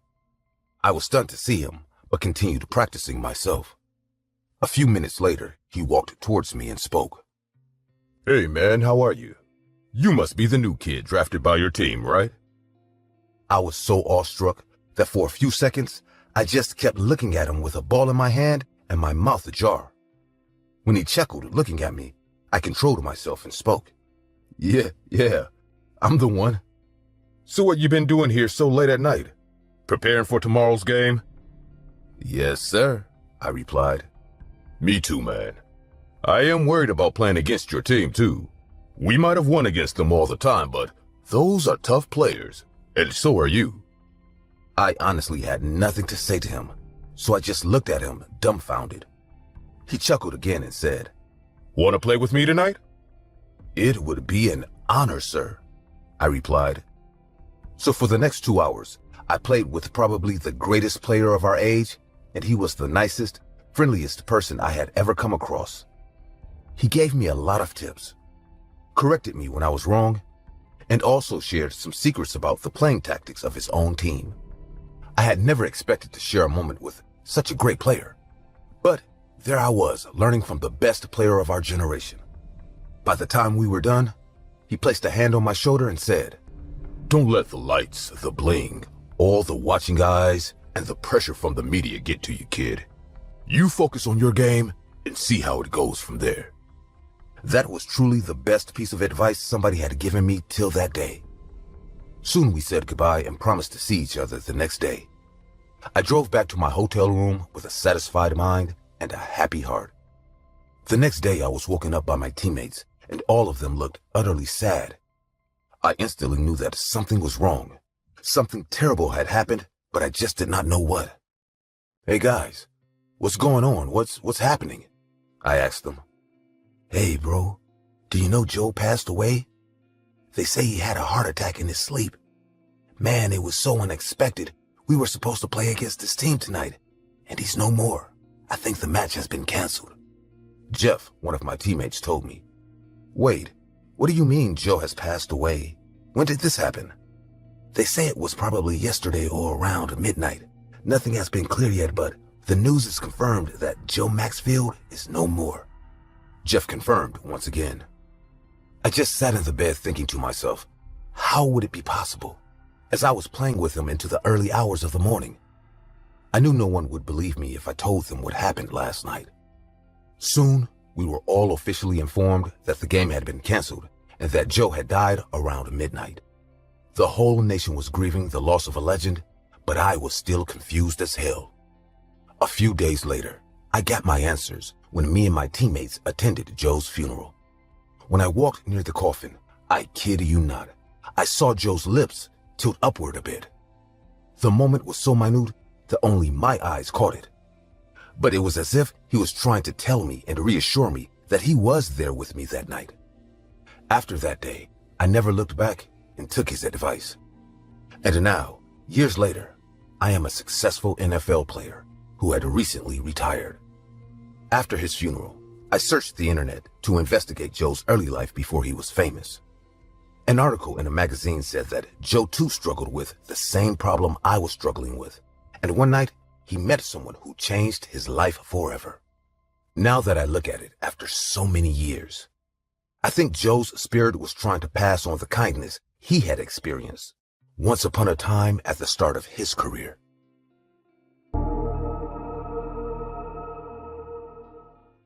My name is Adam. I'm 18 years old, and I'm not someone who likes a lot of drama. I live in a small town where everything seems to repeat itself day after day. Everything's always the same. No big surprises. My sister Emma is 10 years old, and since her parents work late, I have to pick her up from school. No big deal, really. Just a walk of about 15 minutes that we always do together. The route is always the same. We pass the same street in front of the same houses. One of them, however, always caught my eye. Not because it's particularly old or strange, but because in its garden, there's something I don't like, even though I haven't told anyone. A scarecrow with a pumpkin hat. The body is simple, with tattered clothes and outstretched arms like any other scarecrow. But what makes me uncomfortable is that the pumpkin always seemed to be looking in different directions. Every time I pass by, the head is turned a different way. At first I thought someone was in charge of moving it from time to time. But after so many times, I started to sense something else. Something about that thing disturbed me, although I didn't exactly know what. Worst of all, sometimes I felt like it was looking directly at me, as if its empty pumpkin eyes were pointed at me, watching me. It was absurd, but that feeling made me walk faster every time. I never told Emma about it. She didn't pay much attention to the scarecrow. I think I was the only one who noticed it that much. She didn't pay much attention to the scarecrow. Something inside me told me it was better not to talk about it, not to give it more importance than I had already had in my mind. 3 days ago, like any other day, I went to pick up Emma from school. The day had been exhausting, and the truth is the last thing I wanted to do was go through that damn house again. But I did, as usual. However, this time something was different. The scarecrow was gone. I stopped dead in front of the house. I looked around, trying to see if he had been moved somewhere. There was no sign of him. I stood still, checking to see if he had been put somewhere else. Then Emma tugged on my arm. Emma asked me what was wrong, but I didn't know what to say. I didn't want to scare her, so I told her it was nothing and just kept walking. But suddenly, a man appeared in front of us. He was an old man, with dirty clothes and messy hair. The old man had a blank stare and a tremor in his hands. We stopped in our tracks. Have you seen him? I didn't understand what he meant. Emma moved closer to me, as if sensing something wasn't right. Have you seen the scarecrow? It's gone. I replied without thinking too much, just wanting the man to move away. But instead, he took a step closer to us, a crooked smile on his face. Be careful. He's mad at you. He doesn't like you looking at him so much. Wait, you're the one who's always moving the scarecrow? No, I don't touch him. He won't let me touch him. Seriously, though, be careful. He talks to me in my sleep. He tells me you look at him. If he's gone, maybe it's for something. Uncomfortable and looking out for Emma, I made us keep walking and ignored him. Emma was scared, but I told her not to worry. There are always crazy people on the street. But that same night, I couldn't stop thinking about the old man. How did he know I used to watch the scarecrow? When I went to sleep, the first thing that came to my mind was the scarecrow. The pumpkin with its empty smile, and the eyes that always seemed to be more attentive than they should. That feeling followed me until I finally fell asleep. That's when the nightmare started. I was in my room, unable to move. My eyes were open, but my body was completely paralyzed. I tried to move my hands and feet, but nothing. Terror invaded me when I realized that something was in the room with me. In front of me, in the corner, was the scarecrow. But it wasn't the same one I had seen in the garden of the house. No, this one was alive. Its eyes, or the holes where they should be, glowed with a strange light, and its gourd seemed to writhe as if something was moving inside it. I tried to scream, but no sound came out of my mouth.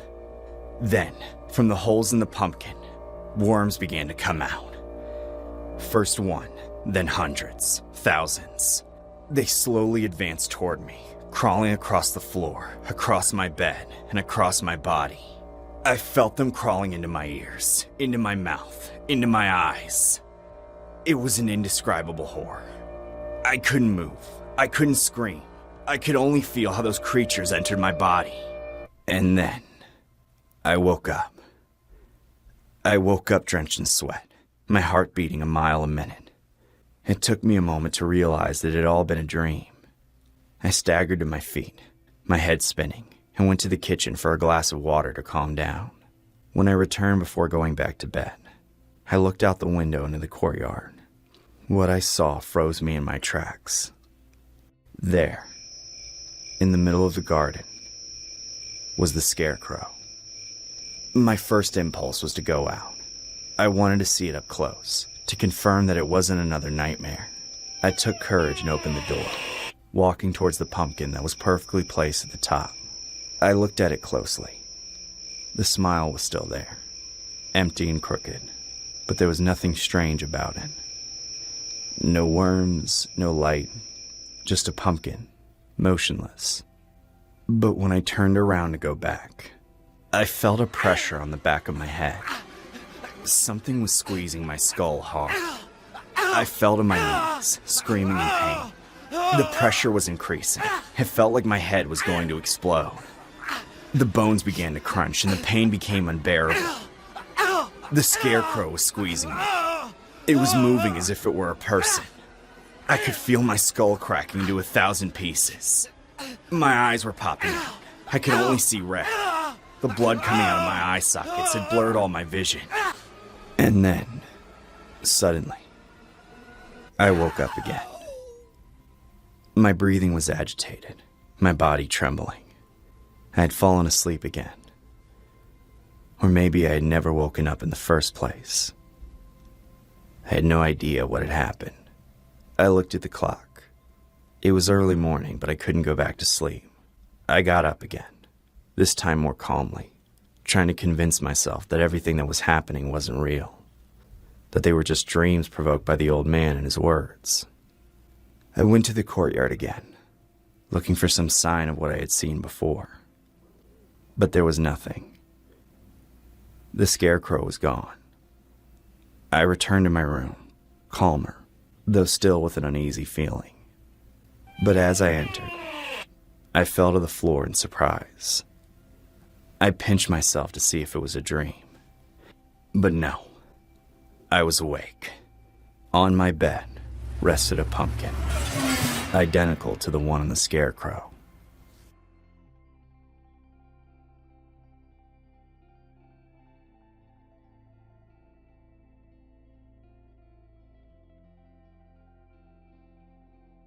How many of you have been on the deep web? And no, I'm not talking about the child's play of downloading to enter the first level of the deep web and then leaving. That's for amateurs. I mean, how many of you have been on the real deep web? The part of the deep web where scary things really happen. Where the government hides all the secrets and where red rooms are rampant. Unless you're hackers, I don't think you've been there. So I have to tell you a story. A story where you'll learn that no matter how prepared you are for the deep web, there will always be someone or something that will surprise you.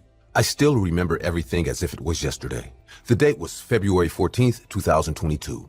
I remember because it was Valentine's Day, shortly before my girlfriend and I had separated. She simply contacted me by phone and crying said that everything between us was over. I didn't understand why, but when I tried to call her, she didn't answer. I went to her house worried, but some neighbors told me that she had moved a few days before and that she was with someone else. I didn't understand what happened to her, but I was heartbroken, so you can imagine how I could feel on Valentine's Day. I was going to spend that day at home exploring the deep web, going further than I had ever gone before. I was convinced that no one would catch me. I had always been a very good hacker, and after being with my ex-girlfriend who worked in computer security, I had become much better. I felt invulnerable. I felt that no one could catch me, no matter what files I investigated and whose files they were. The more I researched, the deeper I got into the deep web. I felt I was close to reaching my limits, close to discovering something and maybe get into trouble. That would be a fun activity for Valentine's Day. As I continued to move forward, a pop-up surprised me. A pop-up on the deep web? I must admit I was very surprised. There are no advertisements on the deep web. This had to be something directed at me. But how could they do that? How could they direct a message to me? Did anyone know what I was doing? That was impossible. I had taken all the necessary measures so that no one would launch an attack on me. When I saw the pop-up, I noticed that it looked like an advertisement. Or rather, an invitation. It looked like an invitation to play a game. Suddenly, a text window opened. Someone started talking to me. Normally, I wouldn't talk to him as this can bring consequences. But his message left me so perplexed that I had to reply. Hi, Rick. You seem to be a very curious guy. Would you like to play a game with us? No, thanks. I think I'm good. Maybe another day I'll do it. I decided to answer him sarcastically, but not be so confrontational either. He may have been uncomfortable with that message, but I decided not to indulge him. I wouldn't ask him how he knew my name or anything about this game since that's what he expected me to do. I assumed that the attacker was related to the government entity I was investigating. Although I never assumed that these people would send me these kind of messages. Part of me thought it made sense. After all, I was on the deep web. Rick, unfortunately, I have to insist that you play. Otherwise, your ex-girlfriend will never be released. Reading this, I was shocked. How could he possibly have said that? And how did he know about my girlfriend? How could he say that she was kidnapped? At that moment, I realized something that terrified me and made me discover that I was involved in something really serious. You're not from any government entity, are you? The game is simple. You just have to guess where I am. It's not too hard, is it? You only have one chance to guess right. I can be behind your bathtub, hidden in the kitchen, or in the basement. As I read these words, I was completely paralyzed. From one moment to the next, I went from being bored at home, sad to arrive on Valentine's Day without my girlfriend, and in the next few minutes, I was worried that there was a psychopath in my house. There's no way this psycho is really here. He has to be lying. We both know I'm not lying, Rick. Upon reading this message, I immediately disconnected the webcam and microphone from my computer. Did you really think you were going to scare me by hacking my webcam?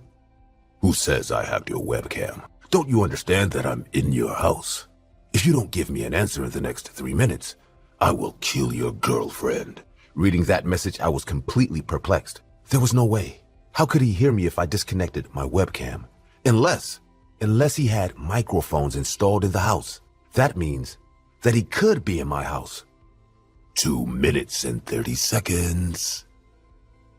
Desperate and without thinking, I went to the kitchen to get a knife and started checking the places that the man told me he could be.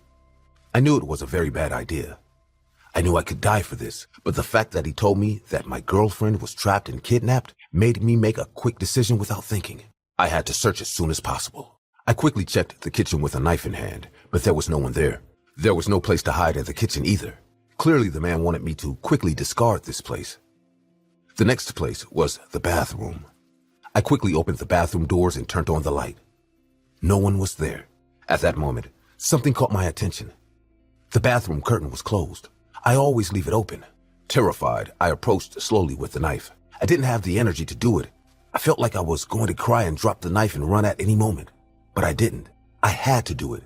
I had to catch whoever was invading my house just to make sure my girlfriend was okay. With a war cry, I ran to the curtain and opened it. Behind it, there was no one. At that moment, I felt a noise behind me. I peeked through the bathroom door, and in the distance, I saw the basement door. It was opening slowly, and behind it, in the middle of all the darkness, I could make out only 2 dark eyes staring at me. I immediately ran to my room. I heard the door behind me open and someone running towards me. I didn't turn around. I just ran, and as soon as I entered my room, I locked the door. On the other side, someone was banging on it violently, trying to get in. I could hear screams full of anger, while that person was slamming the door without success, since it was a very hard door. 30 seconds! You were in my basement. There's your answer. You were in the basement. Now you're behind my door. Now let her go.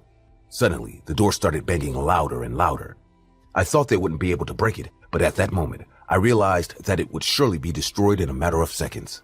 And so from one second to the next, the door burst open with a kick and a huge man rushed in. As soon as he saw me, the man grabbed me by the hair and dragged me violently across the floor and threw me against the wall. Before I could react, the man grabbed my head again and pulled me towards the computer. As I looked at it, I saw that there was a camera in my basement. The man held a cell phone to my ear, and I heard a titular voice come out of it. You were right. I was in the basement, although you were wrong that I was behind your door. As I said, we will free your girlfriend. At that moment, it was seen on the computer camera that the closet in my basement opened, where my girlfriend's corpse fell. Our clients are very satisfied with your story. You deserve to know the truth. What have you done to her? Why? Congratulations. Your girlfriend never left you. We forced her to say that before we killed her. That neighbor who told you she moved, that was me. It was nice to meet you, although I'm sorry to tell you that your girlfriend was always in this basement, even though we cleaned it constantly so it wouldn't generate odor. Why? Because you were curious. Do you think you wouldn't attract attention in the deep levels of the deep web? A lot of my clients belong to cults, and you can't mess with these people. They have more fun than you think, and you have a lot of fun. But all good things must come to an end. And with that said, it was all over. The man casually let me go and simply walked out of the front door as if he had been a guest of mine. Meanwhile, the corpse of my girlfriend remained there, in my basement. I could never recover from what happened. I could never again date a new girl, go on the deep web, or build any kind of trusting relationship. What happened that day has traumatized me forever. And you know what the worst part is? I feel like I'm not done yet. Sometimes I see strange people looking at me in the street with a strange smile. I don't feel that these people are the ones who attacked me. But the cult that hired them, I feel that they will always be there, watching me, having fun with me, ready to attack me when I least expect it. Hi, my name is Richard, and I'm just a normal guy. I'm married with 2 kids.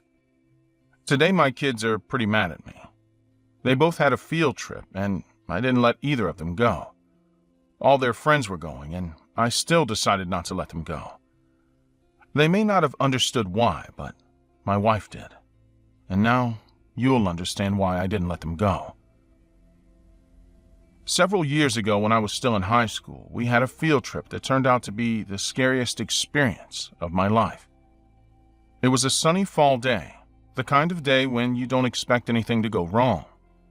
We were taken into an ancient forest, seemingly harmless, with narrow paths and tall trees that blocked most of the sunlight. The cool air and the crunching of the dry leaves under our feet created an environment that should have been peaceful.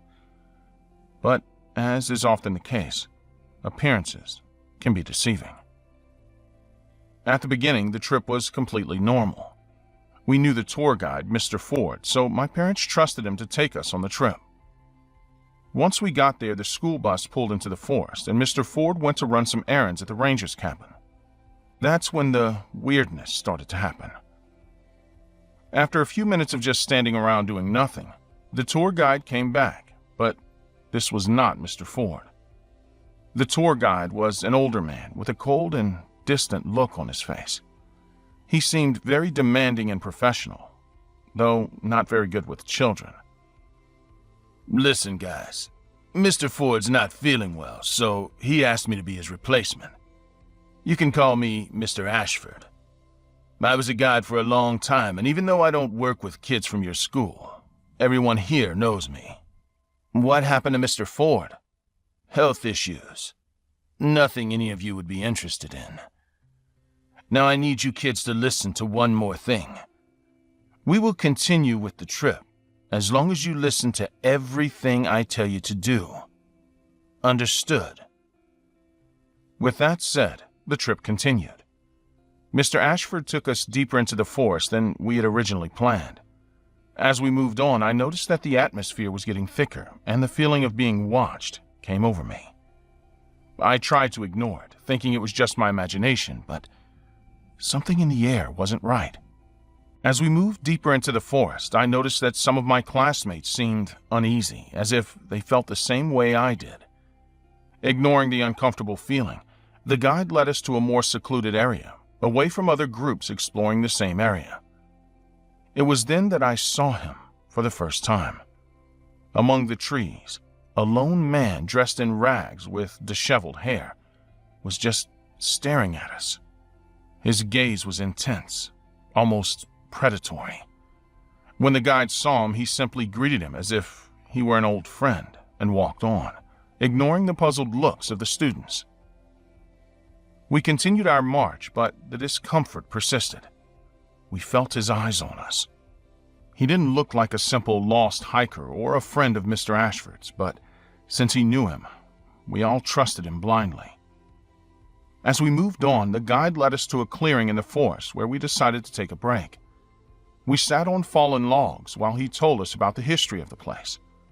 As he spoke, my eyes couldn't help but search for the strange man, but he was no longer in sight. We decided to resume our walk after a brief pause. It was then that things took a darker turn.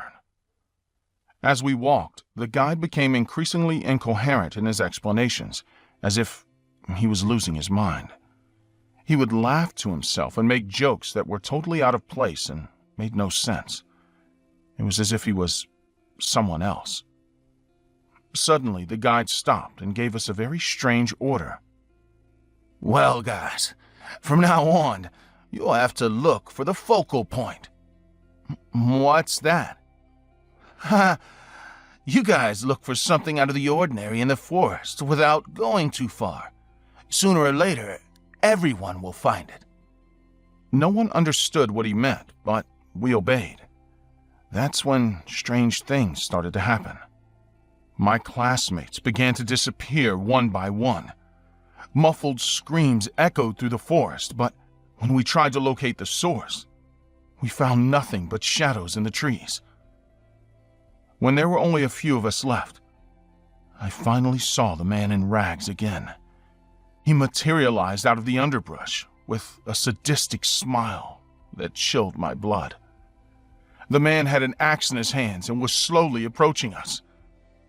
We started to back away in fear, but suddenly we were confronted by the guide, who now seemed completely unhinged.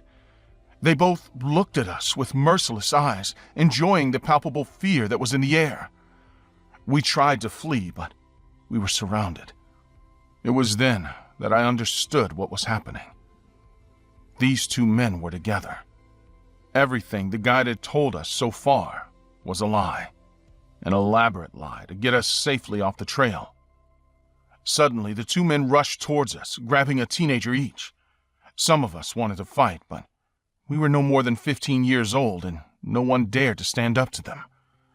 We ran and ran. Some of us started to get lost, and then we heard their screams in the forest.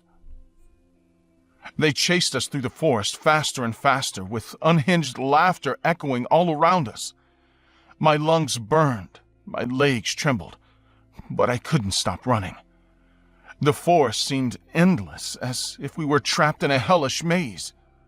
Finally, when we were on the verge of exhaustion, they cornered us in a dark clearing.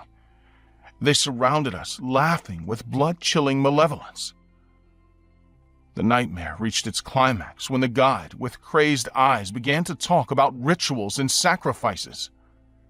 "Haven't you found the focal point yet, children?" The focal point is in the center of your breasts. "It's where your heart is, and soon everyone will be able to see it." We will rip it out of your chests and show it to you before we give you to the forest. We all began to cry. We all felt that our last hour was coming and there was nothing we could do to avoid them. But it was then that I made a desperate decision. While the guide and the man were still talking about what they were going to do to us, I quickly slipped through a small space between the trees and ran as fast as I'd ever ran before. I didn't look back. I didn't think of anything but escaping from that horror. I ended up back at the hut where it had all started. I opened the doors and desperately looked for help, and that's when I found a familiar face. It was Mr. Ford, brutally butchered. I fell to the floor and vomited. I never thought I would come across such a scene. I opened the door and ran, everywhere, totally lost and bewildered. Fortunately, I managed to find help from a group of hikers who were in a busier part of the forest. We called the police, but when they returned to the place where the nightmare took place, they found no trace of the perpetrators or my missing classmates. They were never heard from again. Today, the relatives are still looking for them. But after the story I told them, they lost hope. Many have asked me if the screams I heard were those of their children. It was really very difficult to distinguish them. Today, I'm old enough to be able to think about what happened to me without crying. But you know what? It scarred me for life. As I told you before, I will never let my children go on any field trip when I'm not there to take care of them.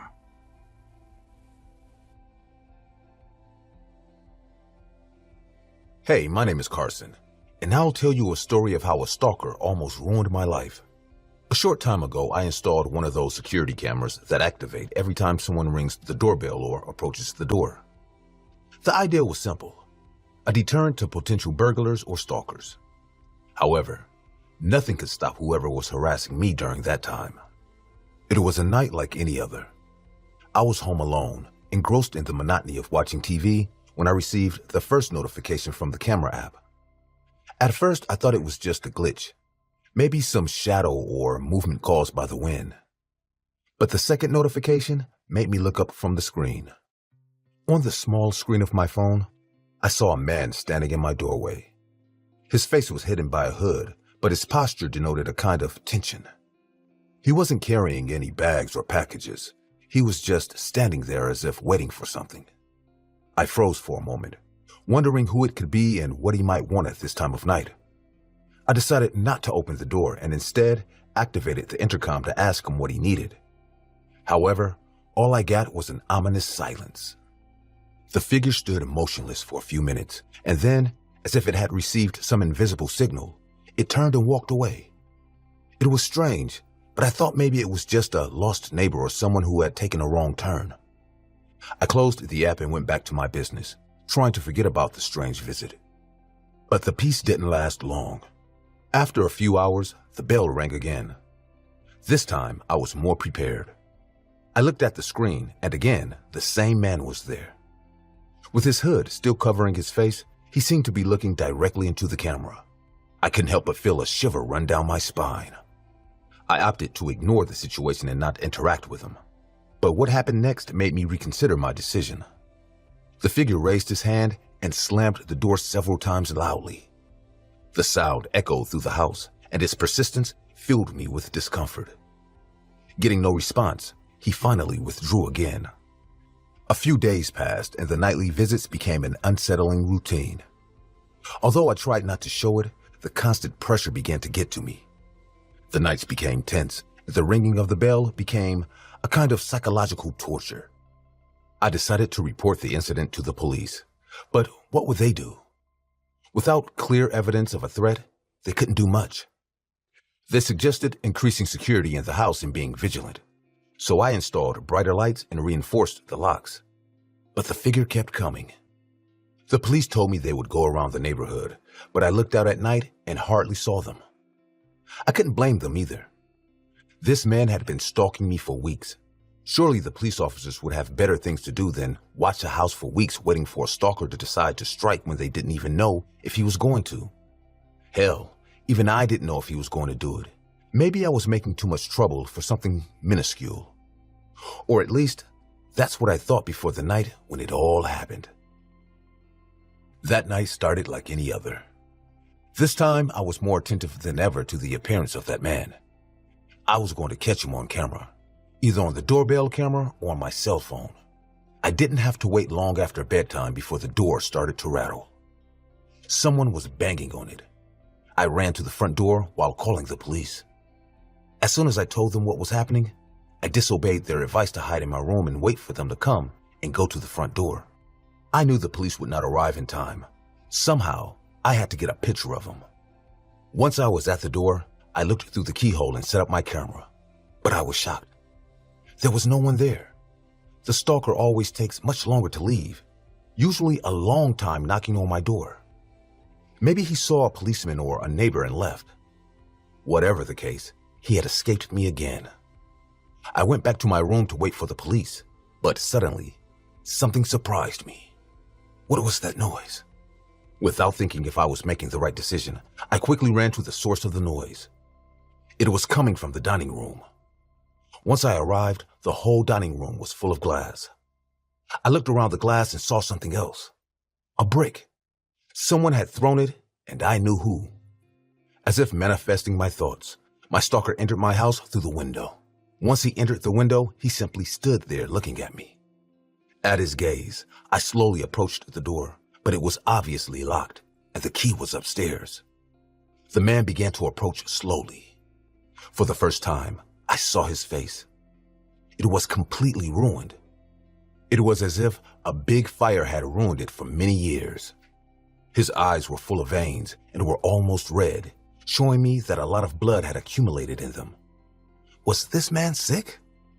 As he approached me, he had a reaction that made my blood run cold. He began to laugh.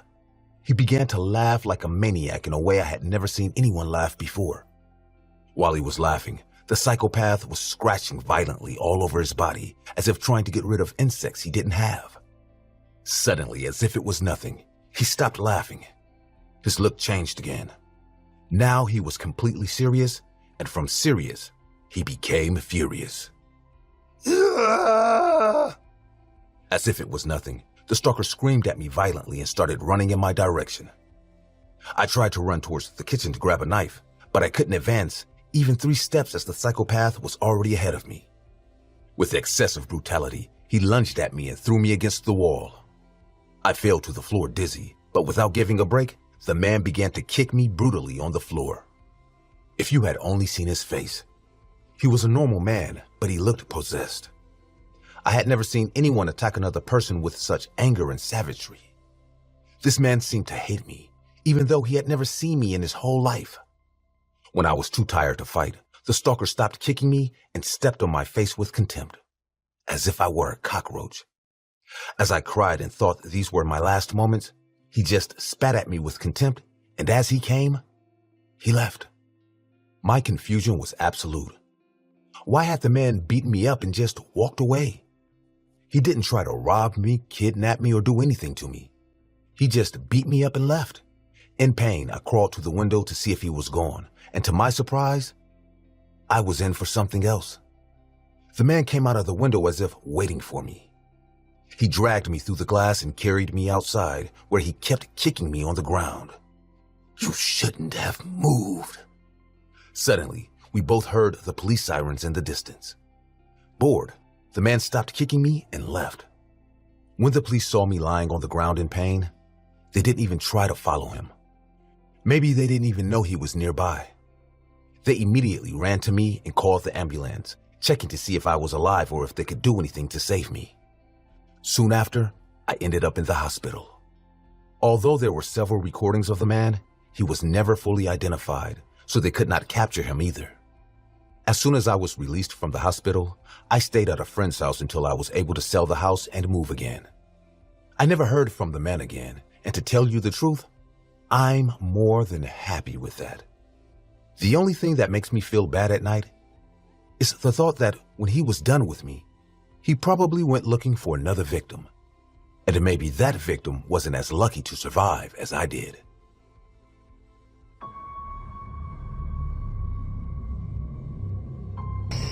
The woods happened to be darker than I'd ever seen them that night, almost like I was in some sort of void that swallowed all the light within it. My flashlight was useless, and as I got closer to the horrific screams of my best friend, I found myself fighting the urge to turn around and flee.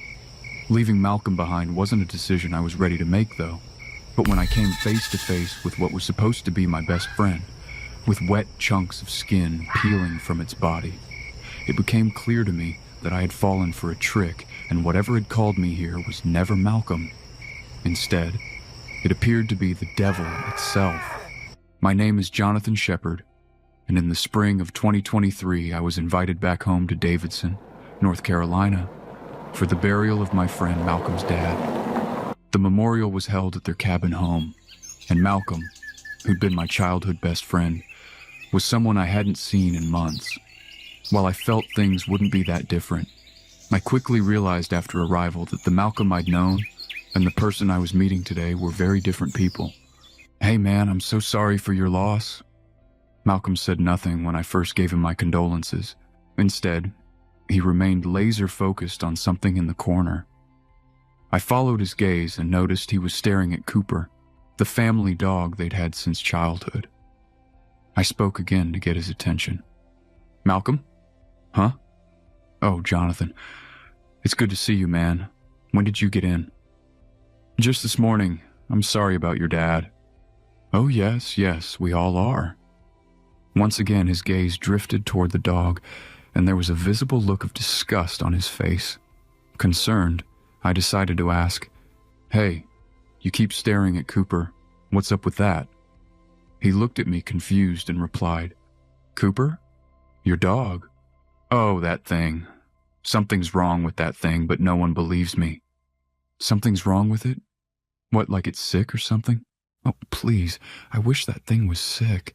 Hopefully it'd just die and stop making my life hell. No one fucking believes me when I say it, but that is not our fucking dog. The dog had also been staring at us this whole time. Completely still, almost like it was trying not to move.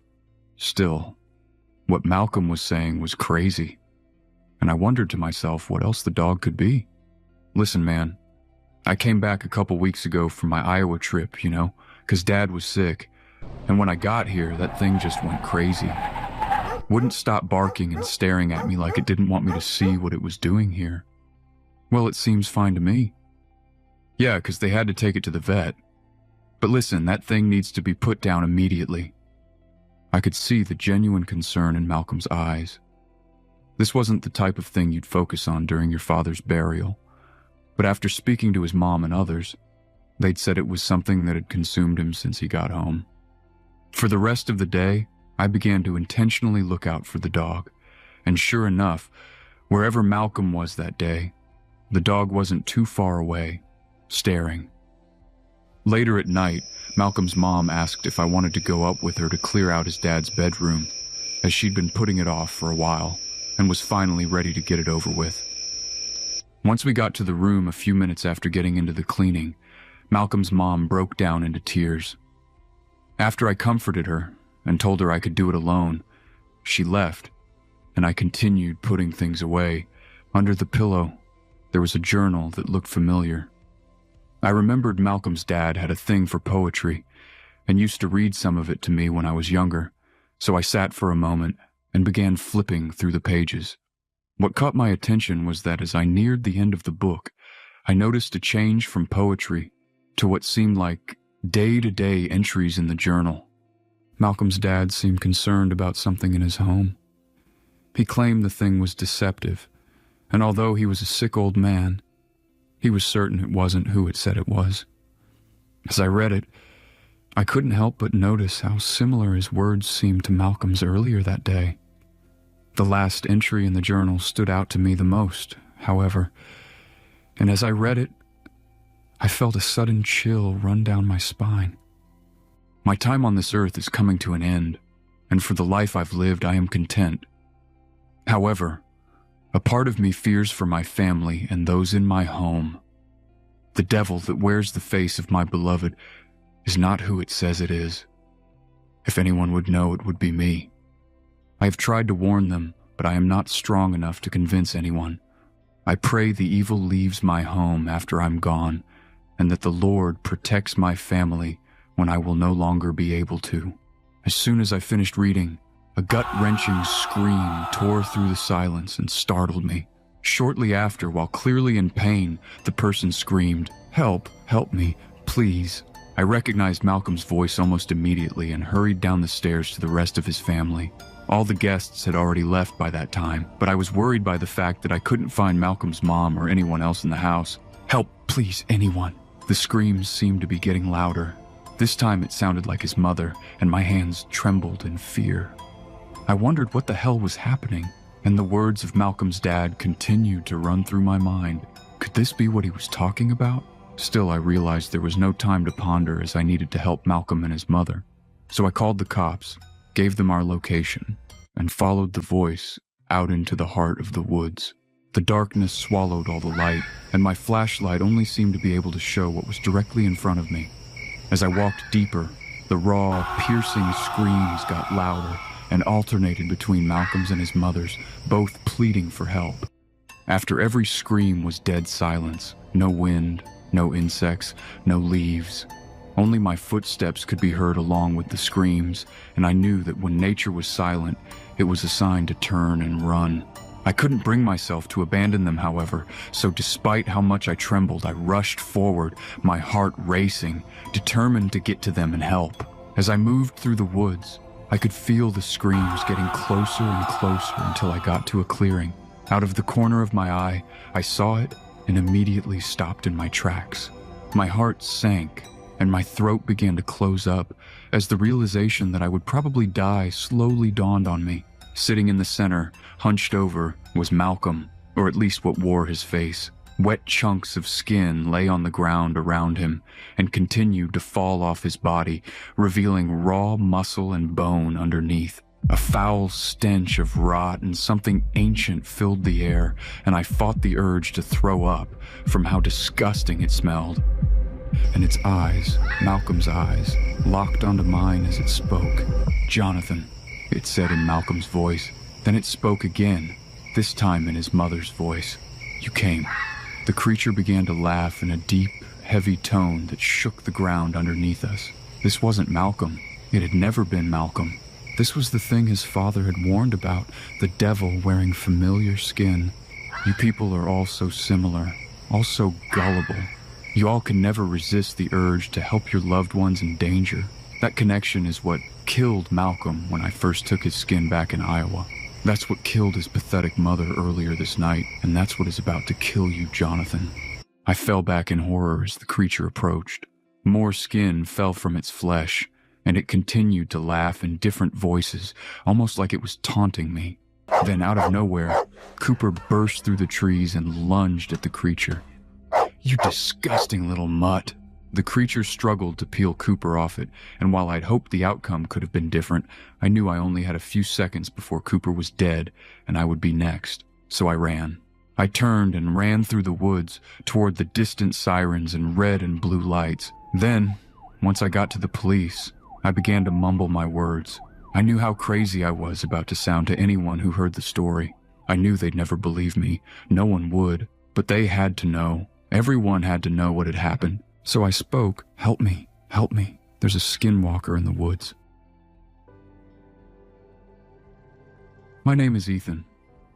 I'm 32, and until 2 years ago, I believed every strange story had a rational explanation if you looked hard enough. That certainty died during one night in the Arizona desert, when something that shouldn't have known my mother's voice spent hours trying to talk me out of our truck. My brother Caleb loved photography, and that October he talked me into a weekend shooting the stars near Monument Valley. We packed up and drove out before sunrise, reaching a stretch of desert so isolated we hadn't seen another vehicle in an hour. Caleb found a clearing off an old dirt road. No cell service, no lights for miles, just a sky that looked like someone had spilled powdered glass across black velvet. For a couple of hours, it felt like the most peaceful place on earth. Looking back, that was the last time either of us felt normal. It started with the silence, not ordinary quiet, but the kind that feels wrong once you notice it. No insects, no coyotes, no wind. Caleb froze mid-adjustment on his camera. "Do you hear that?" I listened. "Nothing." "Exactly," he said. I walked a few meters off to stretch my legs and stopped cold. Footprints, fresh, not ours, emerged from the dark and walked in a slow, deliberate line toward the truck. The sand around them was untouched. No trail leading away, no explanation for how they'd gotten there. They simply ended, 3 feet from the driver's door. The stride was too long, the toes too narrow, the impressions too deep for any normal weight. "They don't stop because someone disappeared," Caleb said, refusing to look away from them. "They stop because whatever made them doesn't need footprints anymore. My Navajo co-worker told me, if you hear something calling you out here, or find tracks that make no sense, you don't investigate. You leave."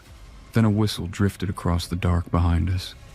Soft, playful. It came again, closer. Never loud enough to place, just close enough to know it had moved. We packed the truck in a rush, hands shaking, saying nothing. That's when the voice came. "Ethan?" It was my mother's voice, not similar, exact, down to the way she stretched my name when she wanted my attention. She'd been dead 6 years, but for one impossible moment I forgot that. And I took a step toward it, before Caleb slammed both hands into my chest and shoved me back against the truck.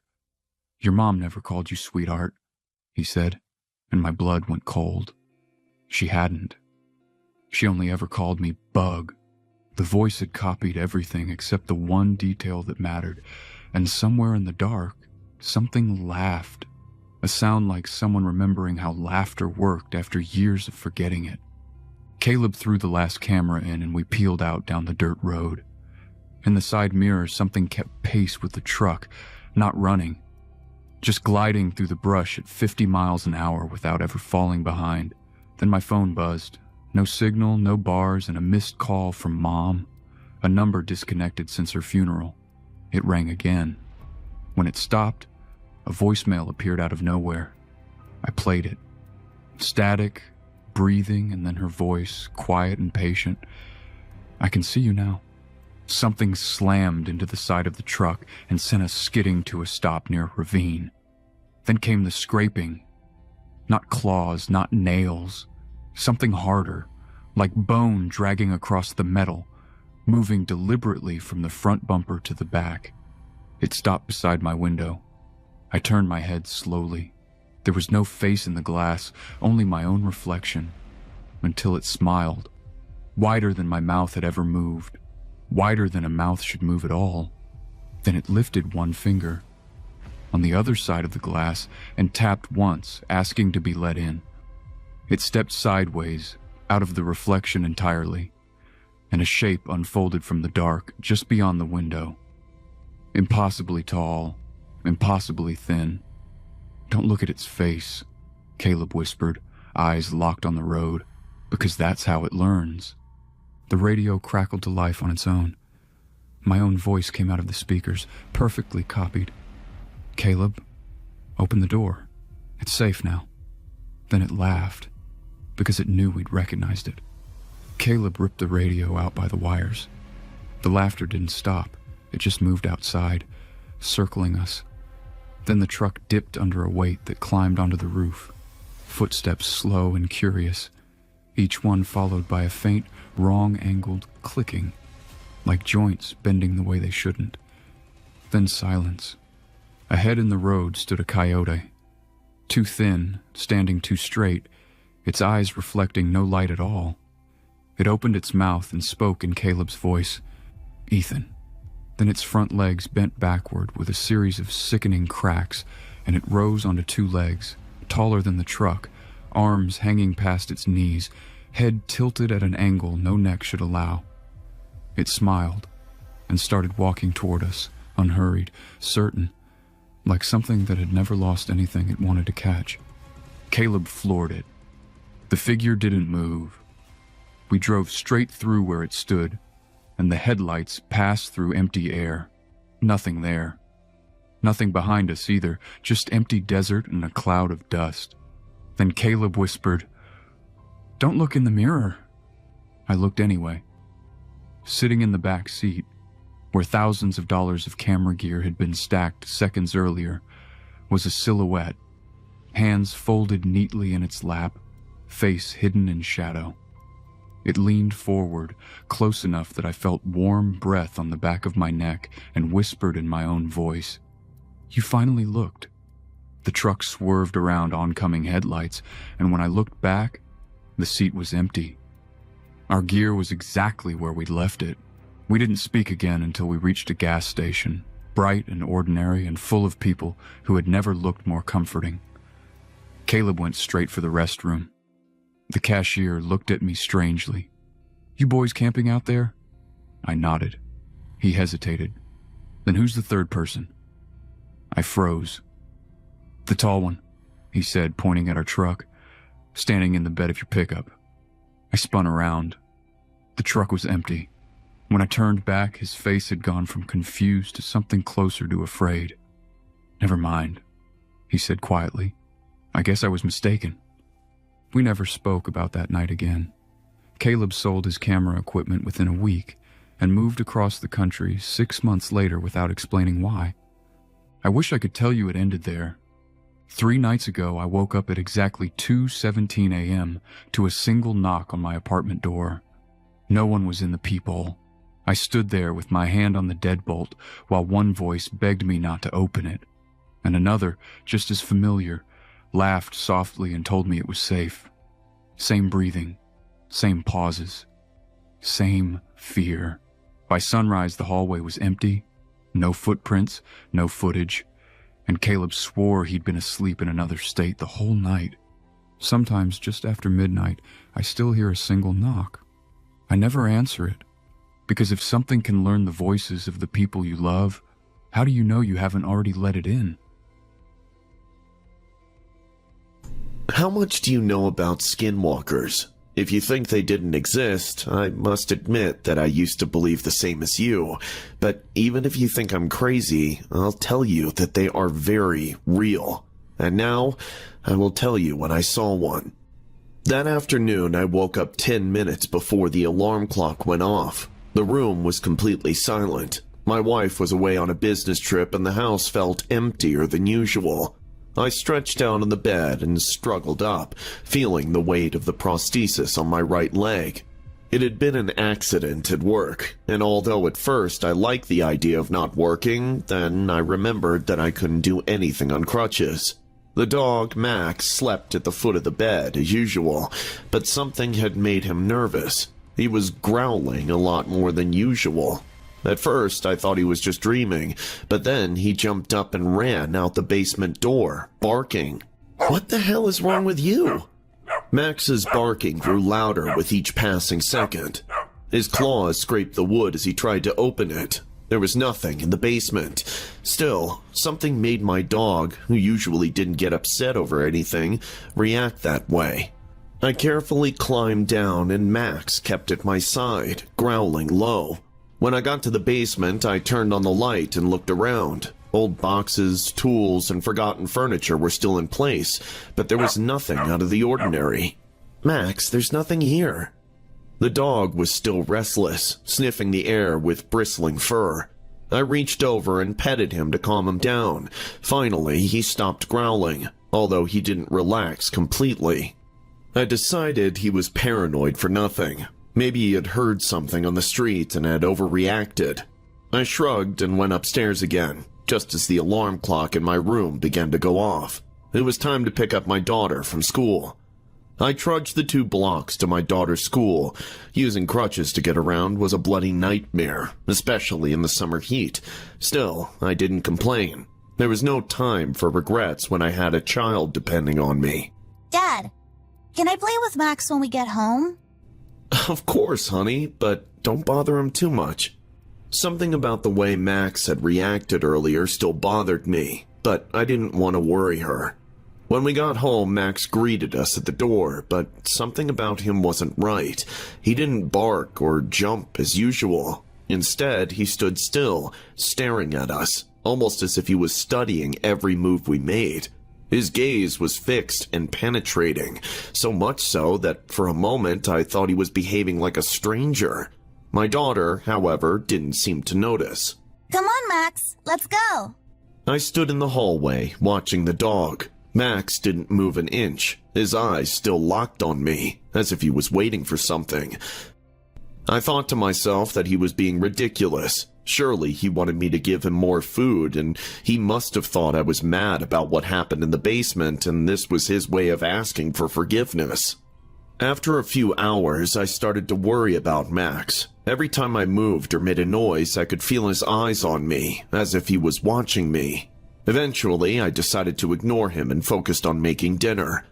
After a few minutes, my daughter came downstairs for dinner. Max was following her closely, but not in his usual playful way. He stood by her side, now staring right at her. Dad, Max doesn't want to play with me. He just follows me around and stares at me. It's okay, honey. Maybe he's tired. As I was setting the table, the lights in the house flickered once and then went out completely. We were in complete darkness. Stay here. I stood up and grabbed a flashlight from a nearby drawer. I turned it on and the light revealed Max's serious face, still watching us from the edge of the kitchen. My heart was pounding as I made my way to the basement. The only logical explanation was that the fuses had blown. As I reached the basement, I could hear a muffled sound, as if someone was moving around down there. This was no good. I couldn't go down there until I took action. I knew the best thing to do was to escape with my daughter, but maybe it was nothing, and if there was something, I had to take advantage of the fact that she was in the basement before she entered the house and hid somewhere. I know what everyone is thinking, and at the time, I didn't think about locking the man in the basement. But in a tight situation, no one can blame me for not doing the obvious. I told my daughter to go to her room, and I made sure the door to my daughter's room was securely locked and that Max was inside with her. Hey, buddy, go take care of her, okay? I went down to the basement with the flashlight, noticing that the sound had stopped. When I reached the top of the stairs, I shone the light on the stacked boxes and furniture. Suddenly, the flashlight picked up something on the floor. I cautiously moved forward and saw it clearly. It was Max, or at least what was left of him. His body was mangled, his fur covered in dried blood. I froze, unable to process what I was seeing. That's when I heard my daughter scream from upstairs. I ran up the stairs as fast as I could, despite the pain in my leg. When I reached her bedroom door, I found it closed, but I could hear her crying on the other side. I pulled on the handle with all my strength, but it wouldn't budge. "Sweetie, I'm here. Open the door." I tried to hit it with my body again and again until it finally gave way. When the door opened, what I saw took my breath away. Behind the door was Max, only that wasn't Max. That thing was standing on two legs with the mouth stretched into an inhuman grimace, gripping my daughter's arm with its teeth. My daughter stood there, eyes wide open, panic reflected in her gaze. Her arm dangled weakly from the creature's mouth, but she didn't scream, as if fear had paralyzed her. I tried to move forward, but the creature lowered its gaze to the arm I held as if it was considering biting harder. The creature did not react like an animal. It did not recoil or show signs of fear. Instead, it let go of my daughter's arm, allowing her to collapse to the ground and get back on all fours. Before I could move, the creature gave a look that seemed to taunt me, and with one swift, brutal moment, grabbed my daughter around the waist with its jaw and jumped out the window. I heard the glass shatter into 1,000 pieces, and my daughter's piercing screams faded along with the beast. I was paralyzed. I fell to my knees, unable to get up, crutches falling at my side. I tried to crawl towards the window, but I knew it was no use. There was no way to follow that thing. All I had left was the image of my daughter being dragged by that creature. When the police arrived, I couldn't articulate anything coherent. I told them what had happened, every detail, but it all sounded absurd. They searched the entire house, searched the basement where they found Max's body, but when they inspected the outside, there was no sign of my daughter or the creature. The officers tried to console me, saying they would send out search teams and that they would do everything they could do to find her, but their eyes said otherwise. They didn't believe me. They thought I was out of my mind, that I had done something with my daughter after I lost my mind. My daughter never appeared. They searched for days but found nothing, not a trace, not a clue. The case remained unsolved, and eventually the search stopped. I'm in a psychiatric hospital now. They say I'm here for my good, to protect me from myself. But I know the truth. I know that what I saw that night was real. My daughter was taken away by something that shouldn't exist, and no one believes me. I've been told that my wife stopped visiting me, unable to bear the thought that I've lost my mind, that I've done something to my daughter. The night they brought me here, I overheard the doctors talking among themselves. They think it was all a figment of my imagination, a nervous breakdown brought on by the stress of the accident. No one will ever believe me. I can't stop thinking about what happened to my daughter and where she might be now if she's still alive. I will never know. Sometimes I try to pretend that what happened was a lie, but it's getting harder and harder for me to say logical things. I guess I'm losing my mind. Although I often wonder, did this start happening before or after that night? What is the strangest thing that has ever happened to you? Have you ever found something that threw away everything you believed? Something that you were convinced was just fables? Let me tell you that it has happened to me and my friends, but unfortunately, I am the only one who can tell the story. It all started with an invitation that no one expected. Jason, one of the more reserved guys in our group, suggested we spend the weekend at his cabin in the woods. He had never been the type to share his stuff. His cabin was his sanctuary, and he rarely talked about it.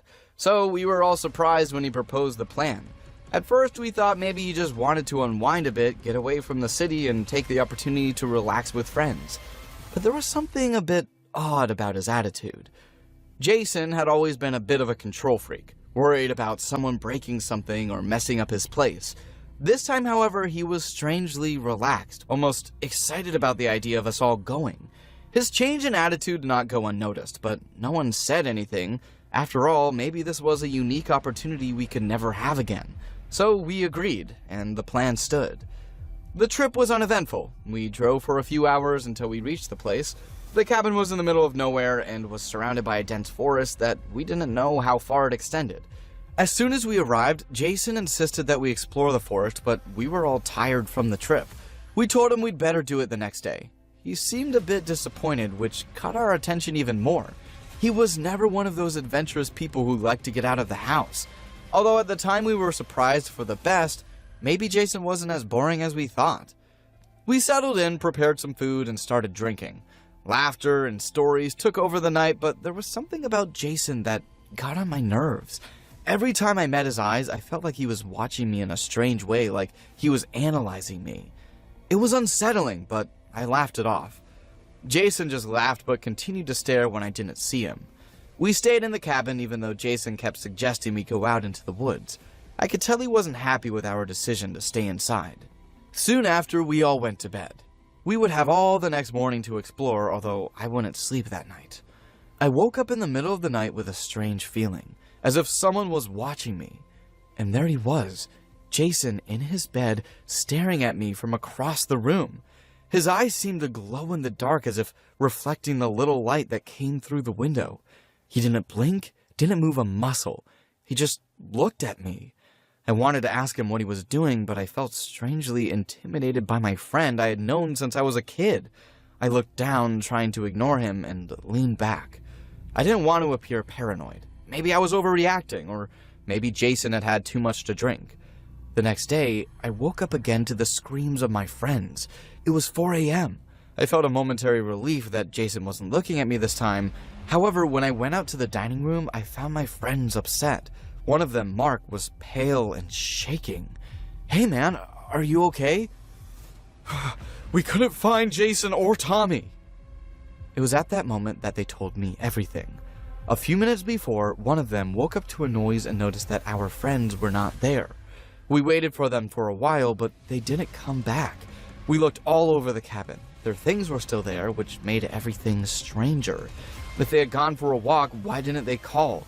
Didn't they take anything with them? Why would they be out at this hour? We decided to go to the forest to look for them. After a while, we heard a scream from the trees in the distance. It was Tommy's voice. We ran in the direction where the scream came from, but when we arrived, the scene we found was as horrible as it was unexpected. Tommy's body was lying on the ground, gutted. But what was most disturbing was that, based on the condition of the body, it appeared to have been dead for several hours. We didn't understand how we could have heard his screams so clearly. In the distance, through the trees, I saw a figure moving quickly. It was Jason. He was moving deeper and deeper into the forest. We called his name, but he didn't respond. He just kept going as if he hadn't seen Tommy's body. We started to follow him at full speed. We had no idea we were heading into a trap. We moved deeper and deeper into the forest, but soon realized that we were losing Jason's trail. The atmosphere was getting darker, and a strange smell of damp earth and blood surrounded us. To be honest, I just wanted to get out of there. I was terrified. I couldn't stay another second in that place, and neither my friends. But we couldn't leave Jason like that, not after what had happened to Tommy. Suddenly, the sound of branches snapping all around us put us on alert. It was as if something big was moving through the trees. That wasn't Jason. That's when we saw it. Jason appeared again, but this time he wasn't walking like a normal person. He was moving like a spider, his limbs bent unnaturally as he glided along the ground. It couldn't be him. Something was wrong. Before we could react, he jumped on one of my friends, sinking his teeth into his neck. Blood splattered as my friend fell to the ground, dead in seconds. Unable to react to what was in front of us, Mark and I ran directionless, running deeper and deeper into the woods. I could hear my friend screaming in the distance, begging me not to leave him behind. None of this made any sense. That being identical to Jason had bitten his neck and killed him, there was no way he was screaming at us. Suddenly, a strange being appeared in our path. It wasn't Jason, but it wasn't something I recognized either. His pale skin and empty eyes made him look like a nightmare come true. Recognize that being. I was always a big fan of urban legends, and this being was just like the one in the Skinwalker photo that had been popularized on the internet. We didn't have time to stop and think, we just knew we had to run. We turned in another direction, trying to escape from this monster. Every time I looked back, I couldn't see anything, but I could hear it. That thing that was chasing us was closing the distance. With a stroke of luck, I reached the cabin and found the truck. But when I got there, I realized I was alone. Mark was gone. I didn't even want to think that something had happened to him or that he was lost. I got into the truck and was about to accelerate it. Then I heard it.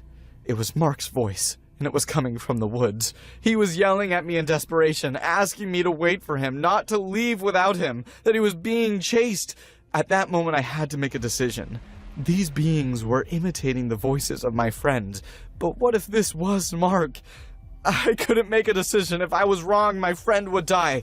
I thought quickly as I listened to the voice getting closer and closer, and that's when I made the most impulsive decision I've ever made in my life. I started the engine and accelerated the truck as fast as I could. I drove without stopping, fear still pulsing in my veins. I didn't look back once, afraid to see Jason or the other monster chasing me, or at least that's what I told myself. What I was really afraid of was seeing Mark, and knowing that I made the wrong decision. The road back to town seemed endless, but I finally reached a safer area where I could stop and try to figure out what had happened. I tried to call the police, but my phone had no signal in that area. It was then that reality hit me like a bucket of cold water.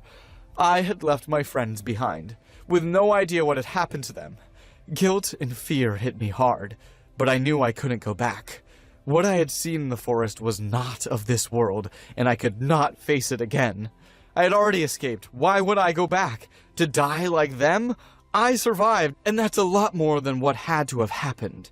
When I finally got through to the authorities, I told them what had happened, even though I knew they wouldn't believe me. I was surprised when they told me that they had received similar reports in that area in the past. It seems that in the area around the cabin, they were much more open to these things than I was, although they still reported what happened as disappearances. They only found Jason's corpse, so I don't know if that voice was Mark's. To this day, I still wonder if I made the right decision, although given the circumstances, I suppose there was no right decision. They were just decisions, and I made the decision that made me be here now, alive, and telling you this story. Oh, and one more thing. Remember I told you that they found Jason's body? Because of that body, the police suspected me for a moment and thought I was lying to them. Do you know why? Because they found out that that body had been dead longer than the one I told them about. You know what that means, don't you? That he was with us, that he invited us to the cabin. It wasn't Jason, and it never was. I went into the forest because I had done it many times before. I recorded everything I explored, not because I thought something bad would happen, but because documenting it gave me structure and focus while walking alone for hours. That morning felt normal enough for me not to question my decisions, even when I parked farther than usual and noticed there were no other vehicles nearby. I told myself that silence was expected in places like this, and that isolation was part of the experience I was looking for. I started recording as soon as I crossed the tree line, describing the terrain and my route out loud so I could retrace my steps later if I needed. The forest looked ordinary, dense but familiar, and that false sense of normality made it easier to ignore the fact that I had no signal and no clear trail guiding me anymore. I noticed the first photograph when I stopped to adjust the camera strap, and at first, I thought it was trash left behind by someone else. When I got closer, I realized it was a printed missing person poster, carefully stapled to the tree at chest height. As I recorded it, I felt confused rather than scared, because the photo looked official and detailed, complete with a name and date. I stepped back to get a wider shot, and that's when I saw another poster on the next tree, and another one beyond that. I walked slowly, filming every image while trying to understand why they were placed so evenly, always facing the same direction. The deeper I went, the more posters appeared, and it became impossible to believe this was random or abandoned. I stopped to talk to the camera for a moment and listened, not expecting to hear anything specific, but needing to confirm that I was still alone. The quiet didn't reassure me, and for the first time, I considered turning back, even though curiosity kept pulling me forward.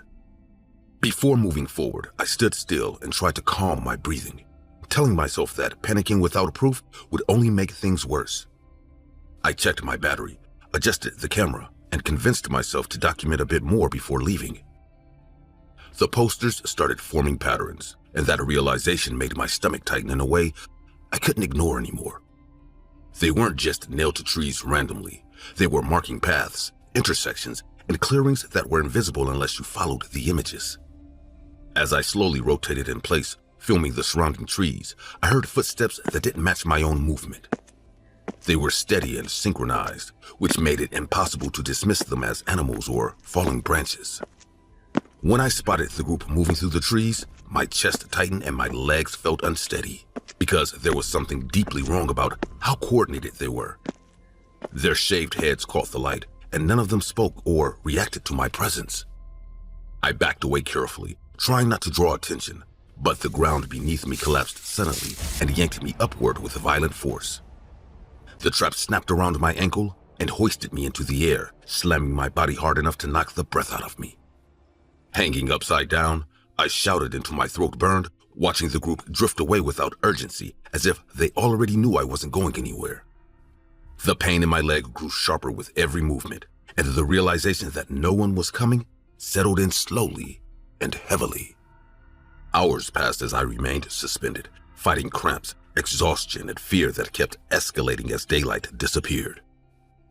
When footsteps finally returned, my relief vanished the moment I saw a single man standing beneath me, calmly observing my condition. He welcomes me. He cut the rope without warning, letting me crash to the ground, and immediately kicked me hard enough to curl my body inward. He didn't rush, didn't shout, and didn't seem angry, which made everything feel more deliberate and controlled.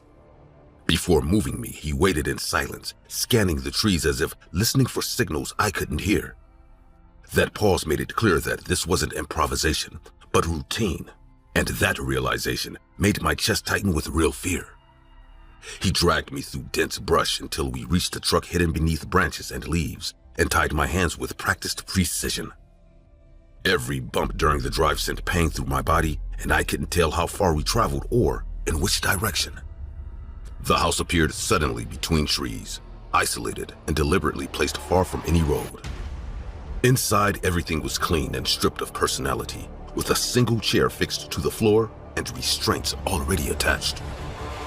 He shaved my head without explanation, pressing my skull down when I resisted, and every movement he made was calm and confident. He hit me repeatedly, not out of rage, but to keep me compliant, while asking questions that felt meaningless and disconnected. He slammed my head against the back of the chair to keep me still while shaving, warning me not to move if I wanted to keep my teeth intact. When I tried to pull my arms, he punched me in the stomach hard enough to still my breath and waited until I could breathe again, just to do it a second time. He pressed his boot against my injured ankle, applying slow pressure while watching my reaction, clearly measuring how much pain was enough without breaking me yet. Others entered the room later and watched without reacting, their faces blank and detached. One of them, however, looked at me longer than the rest, and that prolonged eye contact made me uneasy in a way I couldn't explain. Before anything changed, the man left the room and locked the door behind him, leaving me alone with the group. The silence that followed felt heavier than the violence that came before. The man who had been watching me stepped forward slowly, checking the door and the windows before kneeling beside the chair. His hands trembled as he cut the restraints, and the fear on his face felt real and uncontrolled. "You can't stay here." When he lifted his sleeve, I saw a scar that matched one of the posters I had filmed earlier, and the connection hit me hard enough to make my breathing uneven. He wasn't part of this by choice, and whatever held him there had already broken him. He pointed toward a back exit and stayed behind as I stumbled through the door, barely able to stay upright. I ran without direction, driven by panic rather than strategy, falling and getting up repeatedly until I reached the road. The police listened and followed me back into the forest, taking my account seriously enough to search the area thoroughly. I showed them the footage I had uploaded earlier, explaining the layout and the paths marked by the posters. When we arrived, there was nothing left to find. The trees were bare, the ground showed no signs of disturbance, and the house simply did not exist. Search teams returned multiple times, but every attempt ended the same way, with no evidence and no explanation. The people from the posters remained missing, and no new leads ever surfaced. Life didn't return to normal after that, even though the world around me moved on quickly. My injuries healed enough to function, but the memory of that place stayed sharp and persistent. Whatever happened in that forest didn't end when I escaped. And the fact that nothing was found makes it clear that the system protecting those people is still intact. I don't think the missing were meant to be found, and I'm certain that I was never meant to leave.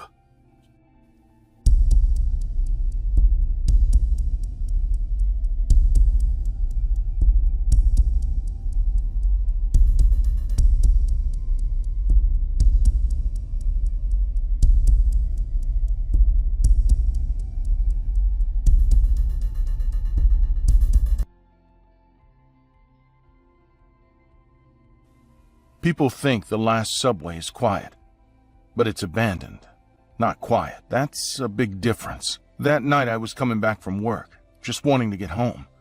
The station was still lit, but it felt like it had been forgotten on purpose.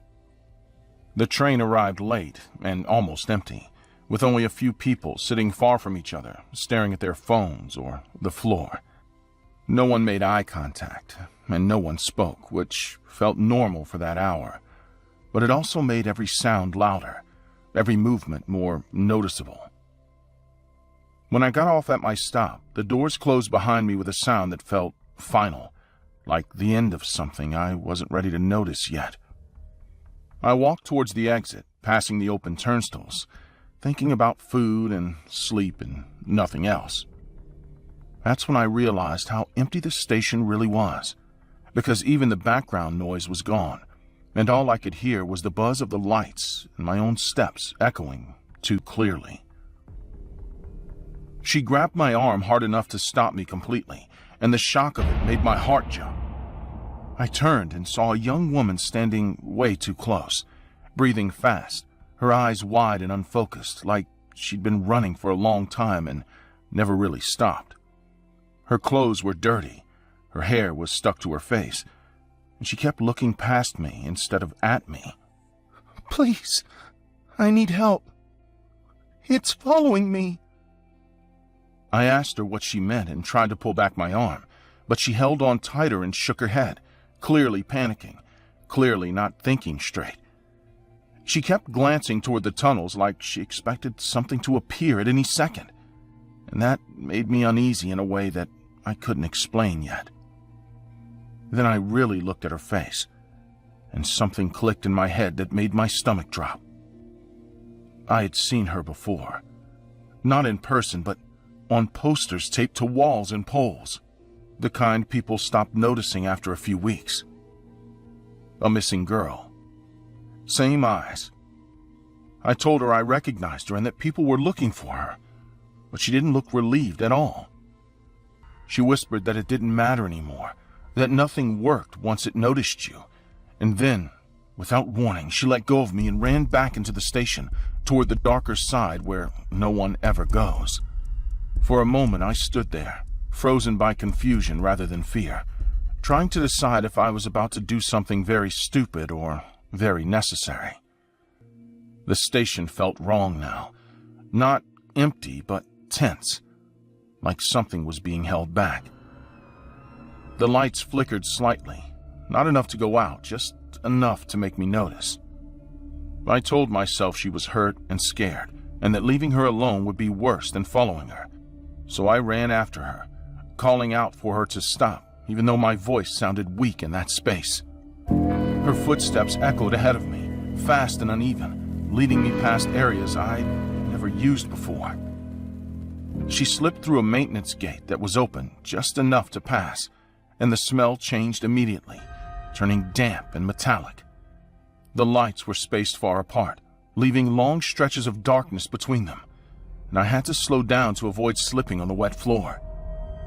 Every step made me more aware of how far I was from the main station.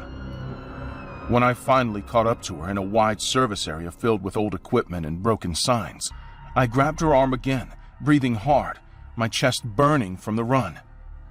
She fought me, not with clear movements, but with panic, twisting and hitting my shoulder, repeating the same word again and again. Guardian! Guardian! Guardian! She said it like it was a fact, not a story, like something everyone should already know. I tried to calm her down, telling her we could go back and find help, but she suddenly went still in a way that scared me more than the struggling. Her eyes locked onto something behind me, and her face changed completely, like all the panic turned into pure terror at once. She started crying without making any sounds and lifted her hands towards her face, digging her nails into her skin as if she was trying to escape her own head. I grabbed her wrists and held them down. My heart was racing as I told her to stop, that there was nothing there, even though I hadn't looked yet and didn't really believe myself. She kept staring past my shoulder, her body shaking, her breathing uneven, and she tried again to reach her eyes, stronger this time, desperate, like hurting herself was the only option she had left. I held her tight, struggling to keep control, feeling how thin she was, how little strength she had. Then, the sound came from the tunnel behind us. Deep and heavy, like something big shifting its weight against concrete. The floor vibrated slightly, dust falling from above, and my focus broke for a second as fear finally took over. That second was enough. She tore herself free and ran straight into the darkness, screaming for me not to let it see her. I chased her again, even though every instinct told me to turn around and run the other way, because the sound behind me was closer now and clearly moving. Each step echoed heavier than it should have, and the air felt thick in my lungs as I forced myself to keep going. When I finally looked back, I saw it, filling the tunnel, a massive shape barely fitting between the walls. Its body was moving with slow confidence instead of speed. It wasn't human, not even close. It had a broad frame and its head was shaped all wrong. Horns were scraping against the ceiling as it advanced. I tripped when my foot caught on something unseen, slamming my knee into the floor hard enough to make my vision blur. The pain was sharp and immediate, but fear pushed me back up as the sound of its breathing grew louder behind me, wet and heavy. I ran into a storage room with no exit, shelves lining the walls. My mind was racing as I searched for anywhere to go. I stepped into the room slowly, blocking the doorway completely as its presence filled the space, making it hard to think straight. It reached out and crushed one of the metal shelves with ease, the noise loud and final, and I barely managed to slip past it, feeling heat and movement close enough to touch my back as I escaped. I don't remember the exact path I took after that, only that I ran until my lungs burned and my legs screamed in pain. I followed emergency lights instead of logic, and when I finally burst through an exit door and onto the platform, the normal sounds of the city hit me all at once. The station looked clean and empty again, like nothing had happened.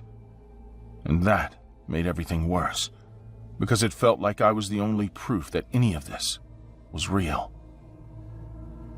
I collapsed on a bench, shaking, checking the tunnels again and again. But there was nothing there. Police came later and listened without interrupting, but their faces told me enough. They searched, they checked cameras. They didn't find the girl. But there was footage of a strange figure. I stopped taking the subway at night after that, even when it meant walking long distances or spending money I didn't have. But I never want to cross paths with that creature again.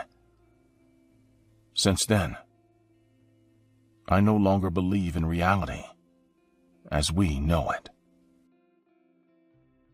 If you ever lose someone and nobody finds the body, the story never really ends. This is not a story about closure or learning something from pain. because nothing good came out of it. We were on vacation and we went skiing, just a normal adventure for a couple. The place was busy but controlled, with clear signs, open trails, and rescue teams everywhere, which made everything feel safe. She was always more confident than me on skis, faster and less cautious, while I preferred staying on wide trails and following the rules. We joked about that difference constantly, and that day was no different, which is why nothing felt dangerous or serious at first. The trail split near the middle of the mountain, with one path clearly marked and crowded, and another one narrower, quieter, but still officially open. She stopped, pointed at the narrow path, and smiled like it was an obvious choice, while I hesitated and told her I would take the main trail and meet her at the bottom. She didn't argue. She just pushed forward and started going down without looking back, moving fast and confidently like she always did. I watched her red jacket for a few seconds until the curve of the slope swallowed her completely. When I reached the bottom of my trail, she wasn't there, and at first I assumed she was just ahead, maybe talking to someone or adjusting her gear. I waited, checked my phone, walked around the lift area, and told myself to relax because there was no reason to panic yet. Minutes passed, then more minutes, and the place started to empty as the afternoon faded, which made every absence feel louder. I tried calling her, sending messages, checking every nearby spot where she could have stopped, but nothing made sense anymore. That was the moment I went to ski patrol, still hoping this was just a misunderstanding, still believing that in a few minutes she would appear annoyed and laughing about how dramatic I was being. Once the search officially started, everything slowed down in a way that made my thoughts race even more. I gave her name, her photos, her clothes, repeating the same information to different people until it stopped feeling real. Rescue teams went up and down the mountain with dogs, radios, and snowmobiles, while I stood nearby pretending to be useful, even though there was nothing I could actually do. As night fell, the cold became sharper and the mountain looked empty and indifferent. I was told to go inside and rest, but I refused, staying awake near the base, watching the darkness and imagining her somewhere out there, waiting and getting colder. The next day brought helicopters, more people, and more organized searching, but also a change in tone that I noticed immediately. The questions became more careful, more repetitive, as if they were already checking for mistakes rather than expecting good news. Before the real fear fully settled, I was taken into a small office where they explained survival limits, exposure times, and weather conditions, using calm voices that did not match the situation at all. Days passed and hope started changing shape. Posters were printed, messages spread online, and her parents arrived with faces that looked older than they should have. Searches continued, but they became shorter and more cautious, focusing on areas already checked. When they finally told us that chances of survival were extremely low, I argued quietly, insisting that she was strong, experienced, and capable, but my voice sounded weak even to me. The official decision to stop active searching felt worse than hearing about death, because there was nothing final about it. People slowly returned to their lives and messages of support became less frequent. I went back home, kept working, and answered questions with short explanations, while inside I stayed stuck on that mountain, replaying the moment she disappeared and wondering how a single choice could erase a person so completely. 5 years later, on a night, the doorbell rang. I opened the door expecting a delivery or a neighbor, and my brain took a few seconds to understand what my eyes were seeing. She was standing there, alive, clean, and calm, wearing clothes I had never seen before, with darker hair cut shorter than I remembered. Her face looked relaxed, almost happy, and that expression hit me harder than any injury ever could, because it did not match 5 years of cold fear and silence. She said my name in a normal tone and stepped inside without hesitation, looking around the apartment as if she was visiting a place she already knew. I started asking questions immediately, too many at once, but she avoided every single one without getting defensive, repeating that she did not want to talk about the mountain. When she said she had nowhere to go, I let her stay because my thoughts were a mess. After all, part of me was still frozen on that slope waiting for her to come back. The first night was quiet but uncomfortable. with small things that did not feel right if I paid attention. She barely touched her food, chewing slowly and stopping for long moments like she forgot what she was doing, while her eyes stayed fixed on nothing in particular.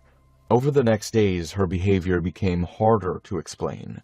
She woke up before sunrise every morning and stood by the window for long stretches, not looking outside but slightly downward, like she was watching something move just out of sight. Sometimes I would find her standing in the hallway or the living room, completely still, eyes open, breathing slow, as if she had paused in the middle of an action and never resumed it.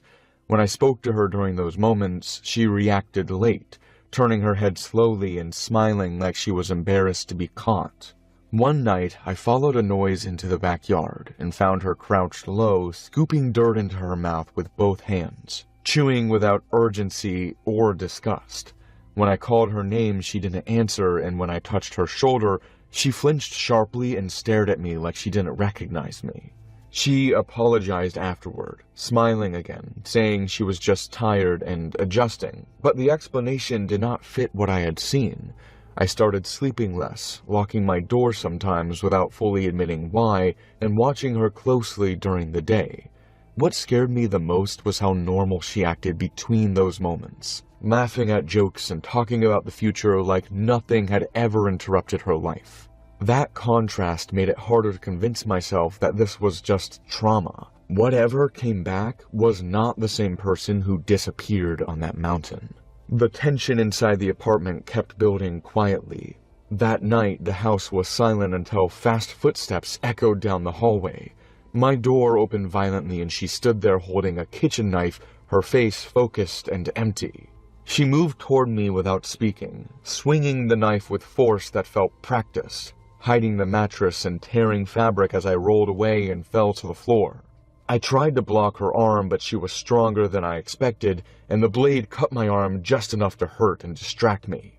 I pushed her with everything I had, sending her into the wall hard enough to make a loud crack, and for a second I thought she was injured. Instead, she looked at me and started laughing loud and uncontrolled, like the situation amused her deeply. She ran out of the room and out of the apartment, still laughing as she disappeared down the stairs, leaving behind blood, broken furniture, and a silence that felt heavier than any noise she had made. The police took my statement seriously, but didn't find her. They looked at old photos, listened carefully, and eventually reached the same dead end everyone else had reached before. No sightings followed, no updates, and no explanation that made sense. Sometimes I wonder if the woman who came back was ever really her, or if something else learned how to walk, speak, and smile like her after she disappeared.